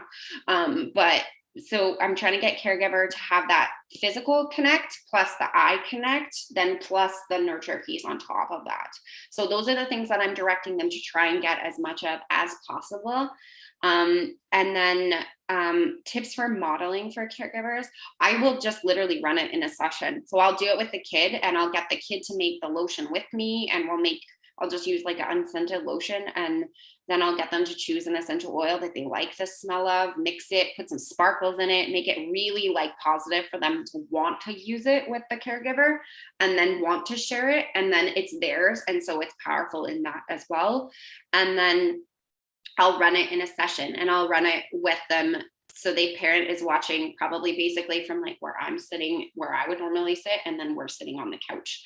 And then I will use a song if I can from kids' childhood, or a song that would be a soothing song too, because that adds another element of connection too. So basically I'm directing parents to get as much connection as possible in this activity, as much. We just want to like cram it full of connection. What are some tips for modeling? I think I talked a little bit about that. How much control does the client or child have in session? I get consent very much. So like, is it okay if I put this on your hand? Is it okay if we put a little lotion? Is it okay if but I usually don't ask about the singing of the song. They'll tell me if they don't want it again. So then I would stop, and I would acknowledge that. Most of the time they run with it. And then the other direction that I do give clients is, so like if my hand is here, I'm giving them as much direction about paying attention to little grooves or little owies to make the owies better. I want the connection to be also as like the caretaker, as a helper. They help make stuff better. They help me feel better. I want it to make that really explicit as possible. And so like, oh, you have a little owie there. I'm just going to put a little bit of extra love on that. So like I will add more to those areas too. That's kind of the piece. But the child still has, like, child can still be like, if the child is like, no, I don't want to do this, I'm not going to force that. Absolutely. They don't have to. I've never had that happen, to be honest, in one of those sections when it is like that. Generally, they really, really gravitate towards it because I've already given them so much control in making the lotion, in what we're doing and how I'm placing it on there. Is it okay if I do this? So I don't get a lot of pushback because they've already had so much choice in it, that lots of times they're feeling connected. So yeah, that's kind of it in a nutshell. But yeah, I'll run it, and then I'll send them with homework to go do it at home. I'll be like, go and do this at home and tell me how it goes. Like, how was it when you did it? And then we'll revisit it if we need to kind of get a sense of what that looks like. Because the other thing is sometimes parents struggle with this because they didn't have it as kids. And so they may need a few kicks at it. They may need to see me do it a few times, right? They may need a reminder about what to pay attention to help them bond more with kiddo. These are all great questions, though. Thank you. All right, so I'm going to move to the next slide. Choosing materials and toys for playrooms. Toys should be chosen based on the following. Toys should facilitate a large range of emotional and creative expressions, engage children, facilitate expressive and explorative play, be sturdy, that's an important one, for repeated play use, allow for exploration and expression without words, so they act as a symbol, allow for exploration of real life experiences or reality testing of limits, developing a positive self-identity, furthering self-understanding, and to further develop self-control. And that's all from Landreth. Toys should also be chosen with cultural sensitivity and appropriateness in mind. I also made a note here that I just wanted to share too. So books and puppets are also very useful to have and utilize in play because they provide education and a degree of separation that can provide more safety for a child in session. So puppets especially can allow for a connection to build with the child even prior to the one with the therapist. So like, for example, if I'm having challenges with a kiddo connecting with me or they're not talking to me, very often if I will pull out a puppet, they will, and I'll be like, why is he not talking to me? And the puppet will just be like, well, I don't know. Did you try this? Well, I don't know. Maybe he's just shy. He doesn't want to talk to me. So like, it'll go back and forth. And then I have a kid engaging with me because they're like, this person's ridiculous. They're talking to their puppet and like, what is even happening right now? So like a lot of the time they'll buy in if they see that I'm kind of goofy and like, or they'll talk to the puppet. And so puppets can really add a lot to that play there because again, it's the degree of separation. They don't have to talk directly to me. They can talk to the puppet. And I will do a different voice for the puppet. And they know that it's me to some extent still, but it still works really good. So teleplay therapy. So with COVID-19 pandemic, many play therapists have seen a huge shift of clients move to online or telephone therapy. What does that mean for play therapy? A lot. It means a need to increase our flexibility as play therapists, exploring what online games and tools might be available to us. So pending secure network, HIPAA guidelines. It also means providing clear communication to parents on ensuring that the kid has a safe place to interact with you in the home, as well as some basic materials to have available. So keeping in mind that, you know what, every home is different, you're gonna have to use modifications. But a lot of the time, most homes have some kind of drawing material, some kind of tactile stuff, some kind of toys that you can use.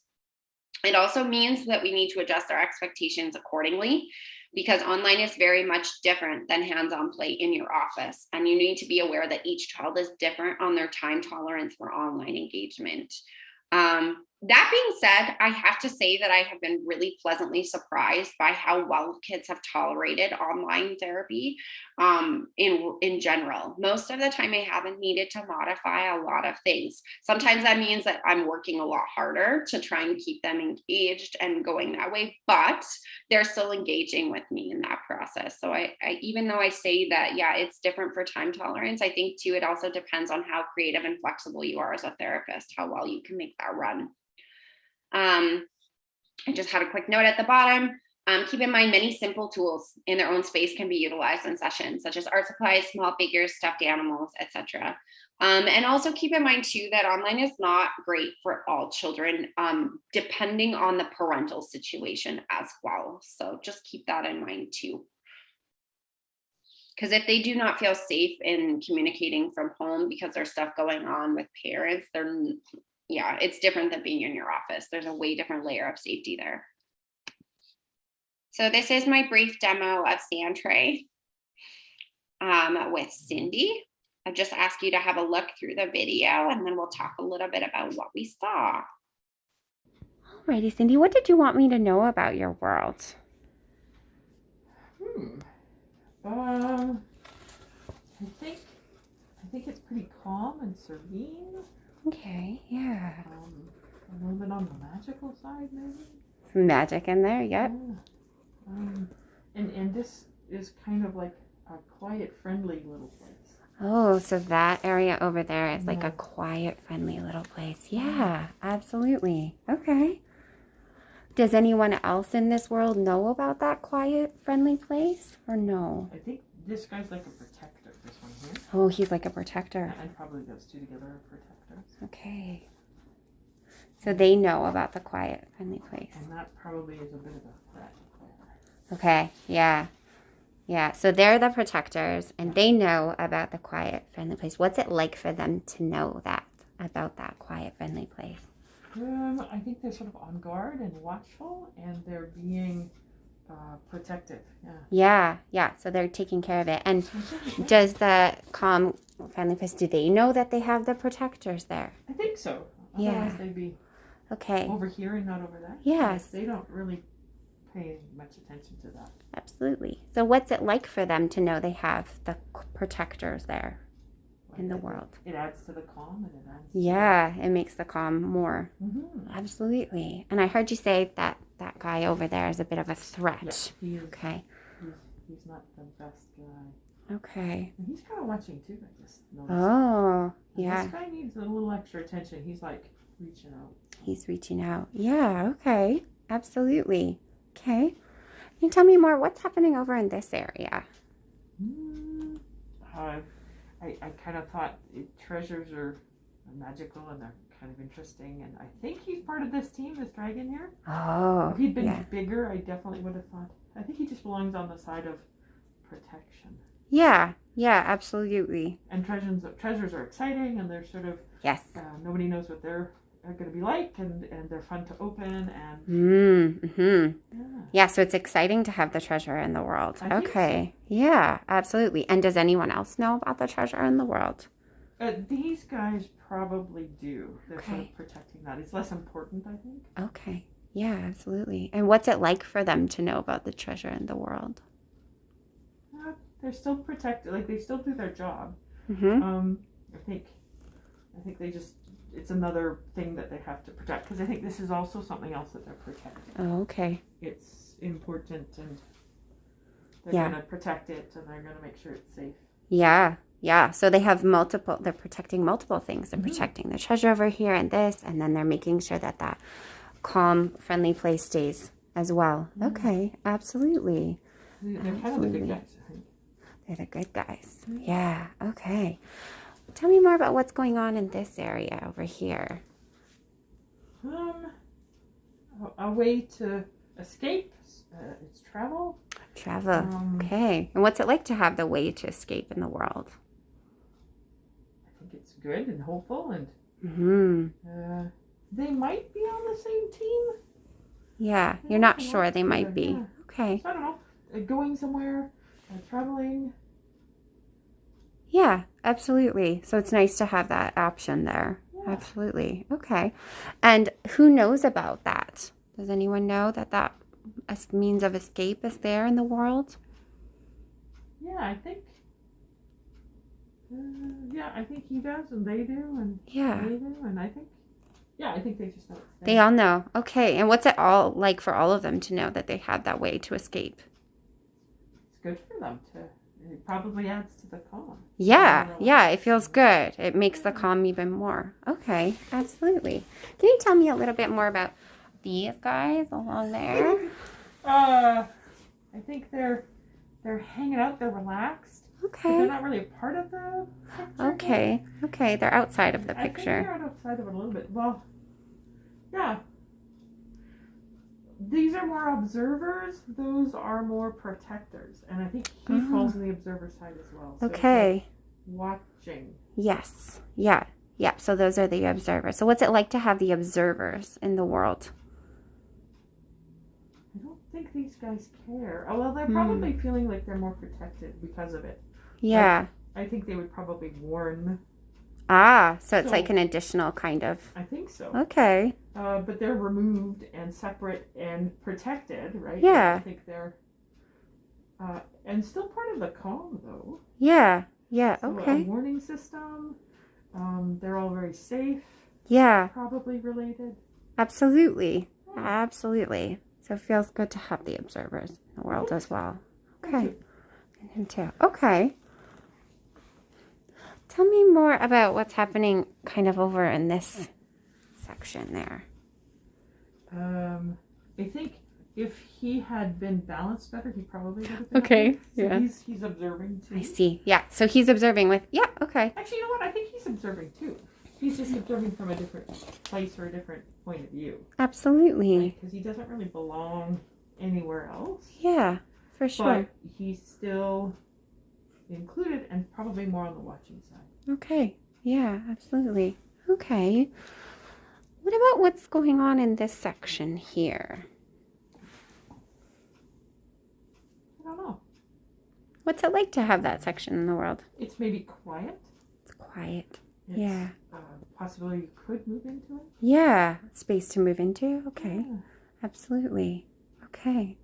Cindy, if you could change anything in this world, show me what you would change. I was thinking that this guy had to be watching this way. He might be Okay. the observer, this guy. Yeah. So just notice how that changes your world now. What's that like now? Yeah, I think he belongs with the other watchers and observers. Yeah. Absolutely. I thought belonged here, but I think it belongs more over here. Okay. Yeah. And notice how that changes your world. It's not quite right. Yeah. What's that like now? It's probably more like the treasure. Yeah. And magic side, and maybe it belongs over there. Oh, yeah. Let's shift no, it I think again. it belongs over here. Absolutely. Notice that. Okay. Yeah. I don't think he would get up here. Oh, yeah. So you want him to be up there too? Yeah, I think he Absolutely. belongs over Okay. 100%. Okay. How does that feel now? there. Better. Okay. If you could give this world a name, what would you call it? I just want to pick this guy up. I don't know why. Look, he's so okay. What is it? He's so cute. You like Right? him. Yeah. He needs a Totally. hug. Yeah. The international sign for I need a hug. Okay, well, if I was giving it a name. Yeah. If you were to give it a name. Oh, that's a good question. I kind of want to say like good versus evil, but that's really simple. Okay. I'm kind of thinking maybe that one, or it could be like the observers might work. Okay. Could be just like safety. What feels like the best fit? What punches at you the most? Right? Yeah. Yeah. And I kind of want to include the magic there. So Yeah, the magic's important as well. I kind of want to say like safety and magic, or magical safety, or Okay. something like that. Yeah, absolutely. Absolutely. So I want you to notice when you see this world in your real world. Okay. Good. Okay, I am going to talk about some of the process piece. So after that, so lots of things happening in that world. Let's talk about some of your questions that you guys have. So how much do you ask or say during their build? Not a lot. I really am very quiet overall in the observation of their building. Unless I'm seeing something really repeated, then I might comment on it. You're like, oh, that wasn't, or very like profound. Like maybe they like take this rock and they just slam it in there. I'll be like, oh yeah, just like that. Or it needs to go in like that. So unless it's really definitive or repetitive, I actually don't talk about them building. Unless they're really narrative in their build itself, then I might, if I'm shifting it more, but then that's shifting more into non-directive versus sand tray, right? So very little, I say, in the process. Do I ever touch their world? Not without consent, ever. Generally speaking, I don't. I will not touch their world. I want them to, it's their world. I'm the guest that's honored to be able to see what's going on in their world. I'm not touching their world unless they ask me to help with something because something is not staying up, then maybe I would help them pick something up. But other than that, no, I'm not touching their world at all. Good question, though. It's a really good one. What questions do you ask them about it when you're processing? So part of that is if you choose to work with children and you go through like sand tray world building, and depending on the style or the coursework that you choose for sand tray, that will depend on the questions that you ask. I did sand world tray, which is with Gisela de Schubach. So like her world play process is different than some of the other ones are. I do really like hers. But that's why I ask the specific questions that I do, because that's her protocols that she uses. The questions that I ask are generally more like, oh, and what's going on in this area? And I make no assumptions about what is going on. My questions are very general. Tell me about what's going on with this one. I don't label anything until it's been labeled for me. I don't assume that open spaces, as you can see in some of Cindy's, there's open spaces there. I don't assume they're nothing. Sometimes there is nothing there, but sometimes there is something there, and you won't know unless you ask, right? So I ask them what's happening. What do they know? Like, does anybody know about it? Oh, like that's happening in this area. So like, does that one, if she labeled that one Panda, oh, does Panda know about that over there? Or like, who knows about Panda? Or does anyone know? So like, I'm trying to get a sense of what's the openness like in the world? What's the level of secrecy in the world? Those kinds of things are the things that I'm looking for. But I'm generally speaking, I'm asking generalized questions about each kind of section of their world. Just because it stands out to me doesn't mean that it's significant. That's a really important thing to keep in mind. Sometimes we'll look at something and we'll be like, that's pretty weird looking, like what's going on there? But then when we ask about it, we're like, oh, it's really nothing. But there's another section in there that I asked about and I wasn't expecting, and I got something very different. So a good rule of thumb with Sandtray is don't make assumptions. Ask about all of the areas, ask open questions about them. And then get a sense of like, is there things that are hidden in this world or not? And I will say, like, so say like when we looked at stuff earlier and it was buried objects, I will be like, oh, I noticed that one's like kind of like partly in there. And then you can comment about it. Then they'll like, oh yeah, he's kind of hiding, or he's kind of doing this, or he's kind of, now I've got some information, right? But I don't ask a lot of like specific questions. My questions are pretty general and open because I don't want to make assumptions on what they're doing, because they could change it according to my answers, and then I don't have a clear sense of what's going on. It's a good question though. How do you transition from building into processing it with you? Good question. I ask them once they've stopped building and it's been maybe like a few seconds, like 10, 20, and they're kind of staring at it. I'll say like, does it feel like it's complete? And they'll either say yes or no. And if they say no, oh, okay, well, go ahead and add anything else that you need to within it, right? And then once it's complete, then I'll ask, is it okay if I come and sit? So my specific questions are, is it okay if I come and sit next to you and ask you some questions about your world? I'm asking consent to join their worlds. If they say no, that's okay. Then I'm not going to join on that side. I'll be like, okay, sure. It's okay. It's okay if I stay over where I am and then ask you a few questions. And then that's fine. They need more distance. That either way, even if they say no to me, that still gives me information about what's going on. They don't feel safe enough yet for me to join on their side of the world then. Fair. Absolutely. I'm going to honor that. So then I will ask them questions about their world. So I get consent to kind of sit, consent to join and be a part of their world, so to speak. And then I ask them those questions. And then once I've asked about all those questions, then I'll move to the change piece, which is like, if you could change anything in this world, show me what would be different. Sometimes they'll have changes, sometimes they won't. When they do have changes, I'll just ask them, I'll be like, notice how that changes your world. And then I generally take a picture at the very beginning of the world and then at the very end of the world as well, because I want to see if it's shifted at all. And if it didn't shift, again, gives me information. Maybe they can't see a change, maybe it's a positive world and they don't want to change it. Either way, it gives me more information about what's going on.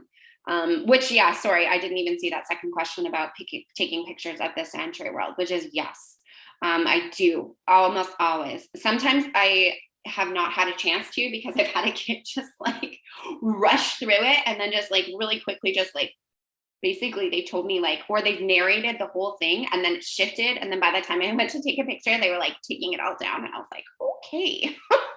Good thing I wrote really detailed notes. But mostly if I can, yeah, I will take pictures of the beginning and the end. And then that helps me tell, which leads to the next question, that helps me tell the progress on the sand trace, because it helps me see, are they using repeated characters? Do those characters have the same roles? Yes or no? Can they see change in their world, or can they not see change in their world? So it helps me read their progress differently as well and get a sense of, are we stuck or are we moving forward? Good question. And then the last one, when they don't utilize toys and play with the sand, what does that mean or suggest? Well, that depends on their age. So when they don't utilize toys and play with the sand, lots of times my younger kids will tend to do that. They'll play more in the sand and they'll just bury it more. Could be some sensory exploration that's going on. Sand tray generally is best with kind of that ages 7 and up. Some of my younger, more mature kids can do it young, like they can do it like 5, 6, but it's harder for them. Generally though, I don't see a lot of kids not choose toys. And if I do, it's either one, they're younger, or there's developmental delay. Or they're not regulated and they're kind of using the sand as like a self-soothe.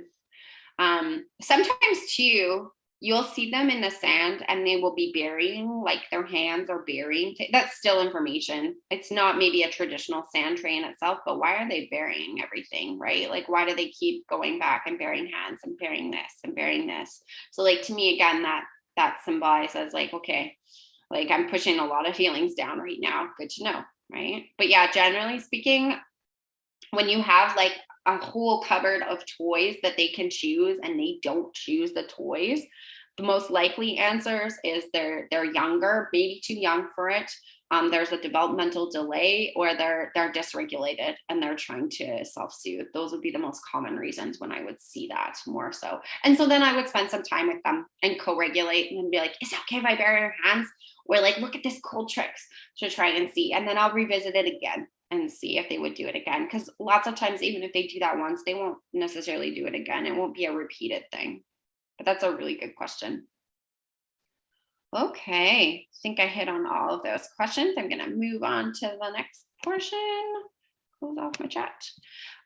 So these are some recommended play therapy resources. These are by no means inclusive. I have so many of them. It's crazy. I don't even know where to put all of them. But these are the basics that I suggest if you're interested in going into play therapy more. So you've got Foundations of Play Therapy. I cited that one quite a few times in here. And same with The Art of the Relationship by Gary Landreth. That is a great book. And then Virginia Axline's, but I like these ones. They're older, but they're so cool because they give you like those early like taste of roots of play therapy, which I love. And it's so cool to read it and like think about how it still relates now. So Virginia Axline, yeah, she has Play Therapy and then Dibs in Search of Self. Those are both really great resources. There's also lots of other resources for bibliotherapy that you can use with kids as well. Sky's the limit. Really just make sure that you're sitting through it and making sure that it's developmentally appropriate and it would be a good fit. But there's lots of really great ones that you can use too in session. So, and yeah, I'm happy to answer any questions about any of those books as well. And I think that takes us to the very end. Are there any final questions that anybody has for me about anything? So outside of those textbooks, Brianna, do you have any like, I guess like quick or easy like resource websites that have templates or anything like that you think would be really useful for someone who's just starting out? That's a good question. I'm so old school. I use so much for books and like not as much for, but I like them better too. That being said, I mean, like, it depends on what kind of resources you're looking for. I use Leanna Lowenstein's website quite a lot for articles for parents about like how to talk to their kids about divorce and separation, how to like just like really brief articles for parents that are helpful. So I use a lot of those ones, and for me as well. There's also Therapist Aid. Therapist Aid has some stuff on their website that's okay to use sometimes with more direct psych stuff with kids as well. But yeah, I use more books, to be straight. Like, I'm happy to send you more book ideas, but I don't tend to use quite as much. Yeah, that's a good point. Maybe I should look more at that. But yeah, I tend to use more of the old school article kinds of stuff. Rather old school books, pardon me, than articles. But those would be ones for some parent information stuff for sure. It depends on what you're looking for. Right? If you're looking for specific resources for parents, then those would be good ones. If you're looking more for like things to do with kids and stuff, I would again like highly suggest the trainings through either CIPT or RMPI, because they offer so many things and so much more information as well. And that includes resources and training and like hands-on opportunities to practice. So awesome. Thank you so much. Yeah, absolutely. My pleasure.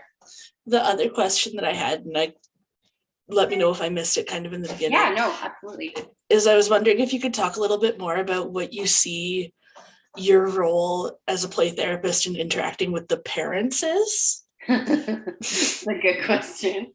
Because I know parents can be wonderful, helpful supports, and sometimes they also Totally. need to be taught how to interact. So I see my role as, wow, what do I see my role as? I see my role as a lot of different things, I guess. My role is as a play therapist, but also I see myself, I guess, is working within the system too. So like I am working with a child, but I'm also working with parents to help them understand what's going on with the child and how to support the child. So oftentimes what I'll end up doing, and more often than not, frequently now more than I used to, is I will do, a few sessions with kids, and then I want one with parents, and I want to talk to parents about what's going on at home, and I want to talk to parents about what are the things that I'm doing, and I want to talk to parents about what's working well and what's not working well, and then I want to give them some psycho ed. So I see myself sort of as like facilitator and teacher in that system, more so depending on what's going on. If parents are really great supports already, then I am doing potentially more work with kid, but I'm again like talking to parents about what I'm doing and how they can further support that system, right? So I guess I see my role as multi-pronged in that sense. Like, yeah, I'm whatever I need to be in that. I'm a teacher, or I'm a facilitator, or I'm a role model of that, and then I kind of go from there depending on what they're needing from me, which is a very good point, because everybody has a different approach. Some people are very like, I work with a kid and that's it. That is not my approach, because I only see a kid once every 2 weeks, 3 weeks, 1 month, 1.5 months. I need to work within the system in order to make biggest impact. I look at it very systematically in that sense. I want to make the biggest difference that I can. And the best way that I can do that is to work within all of the systems. So if I need to, I also would coordinate and work with a teacher if I have consent to do so, or a doctor or a psychiatrist if I have consent to do so. So because then everybody knows and like I said, everybody is different in this lens, but if I can work from a transparent perspective in order to help all the systems around and improve everything, I will. That's kind of how I see my role. So it depends on your background, right? Does that answer your question? It does. Thank you so much. That's so helpful. Yeah, absolutely. Okay, I'm just going to go and check in. Did you have any other questions, Esme, or we're good? We're good. I think we're good. Thank you.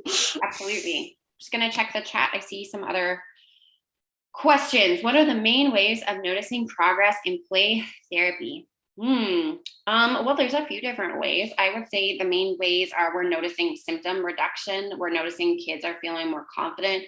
We're noticing parents are noticing things. Teachers are noticing things.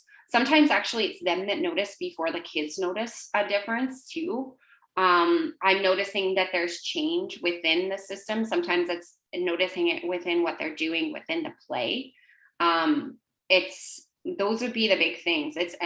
We're seeing differences in the play, in what they're like, in their sand trays, in their drawings, in symptom reduction, in the various environments that they're in. We're noticing shifts and change in positive ways. What are some common types of play therapy used with adults? Yay, I love that one got asked. The two ones that I use the most with adults, actually that's a lie, 3. Sand tray is one. I think sand tray is really powerful. I've actually even played around with it with couples, which I don't work with very much, but that was really interesting because it allowed them to see each other's world in a totally different way that they would not have been able to communicate to each other in the same way.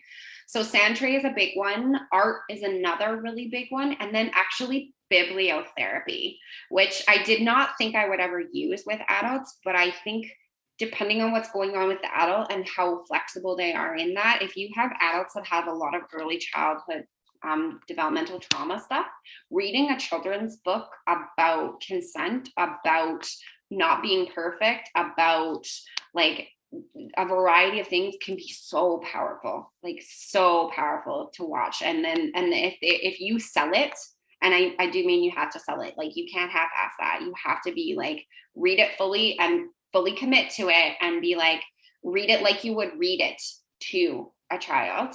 It can be incredibly powerful to see what can happen with that. Probably the most common ones I would say though tend to be more like the sand tray or the art kinds of therapy ones. That's the ones I see the most used right now anyway. Good question. Is it ever helpful or appropriate to do play therapy outside? Yeah, play therapy outside can be helpful. I have not played around with that all that much, just because, well, it's cold of the time here.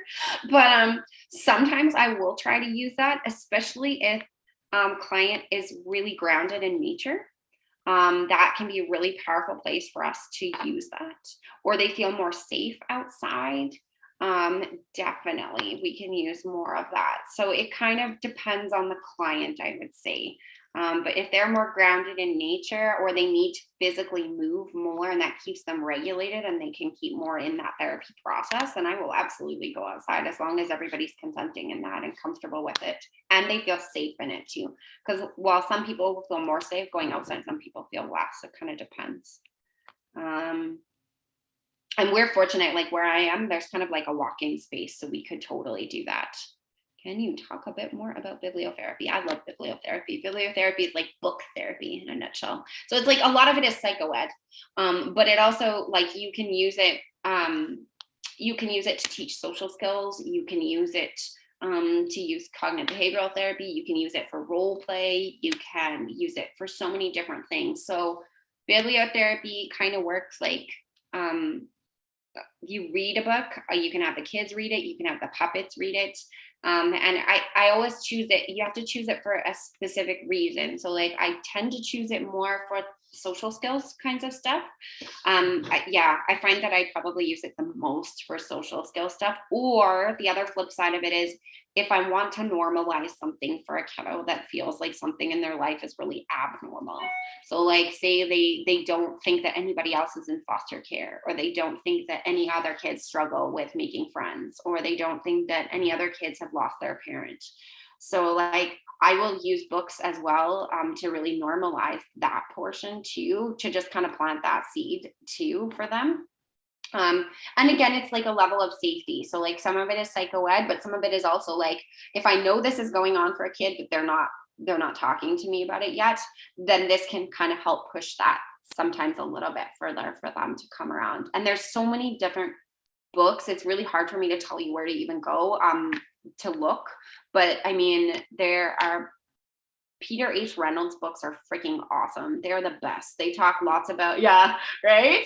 They're so good. They have so many things in them about like Ish, for example, is such a good book about talking about perfectionism and how to shift those things. And he has just lots of really fabulous things in that. And then Rachel Bryan has the book about consent. And it's amazing. And it's written with so much humor. And it teaches about, and then body safety. So typically I tend to save my bibliotherapy for like more specific skill set stuff, normalization stuff, or like social skills kinds of things. I mean, there's more to it than that, but that tends to be the way that I see it work the most effectively. I don't use it as much it's like early stages stuff, I would say, in play therapy rather than like the process stages more so. It's more the teaching kind of piece for me. That's kind of how I look at that portion of things. And then those are things I can share with parents too, right? And be like, hey, have you read, The Giving Tree, or have you read what's the other one, The Invisible String? Like there's books that you can use and you can create activities around them to help. And especially with younger kids too. I use a lot of books with younger kids as well. Yeah, does that answer the bibliotherapy question? Okay, cool, that's a good question. As a therapist, is there anything you would recommend to do in order to prepare for a play therapy session? Play therapy sessions are more work than adult sessions are. Yeah, they are. I try to have all my materials ready to be used. So like I'll have art stuff ready. Everything is organized in my office. I do tend to plan. I'm a planner though. So depending on what's going on, I do tend to plan ahead. Like every session that I have, I'm looking ahead my next day and I'm planning what are my potential options.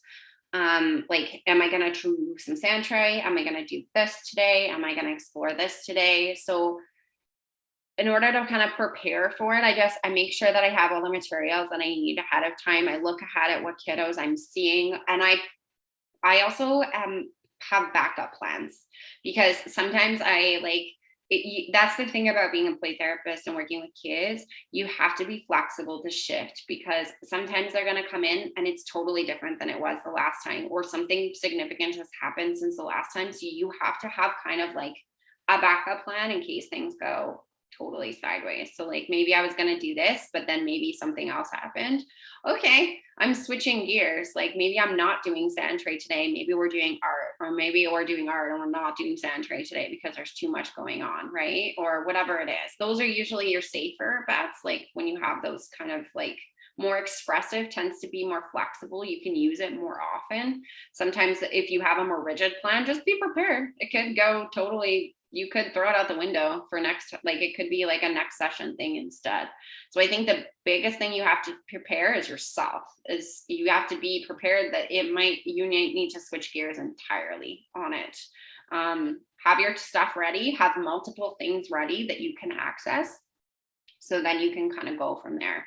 Because yeah, more often than not, you end up changing gears because parent comes in and says like, oh God, like our dog is dying, or this is happening, or grandma's in the hospital, or so like you have to just know that like you might just have to totally go a different way. And the more that you just go in with that attitude, the easier it is to switch, right?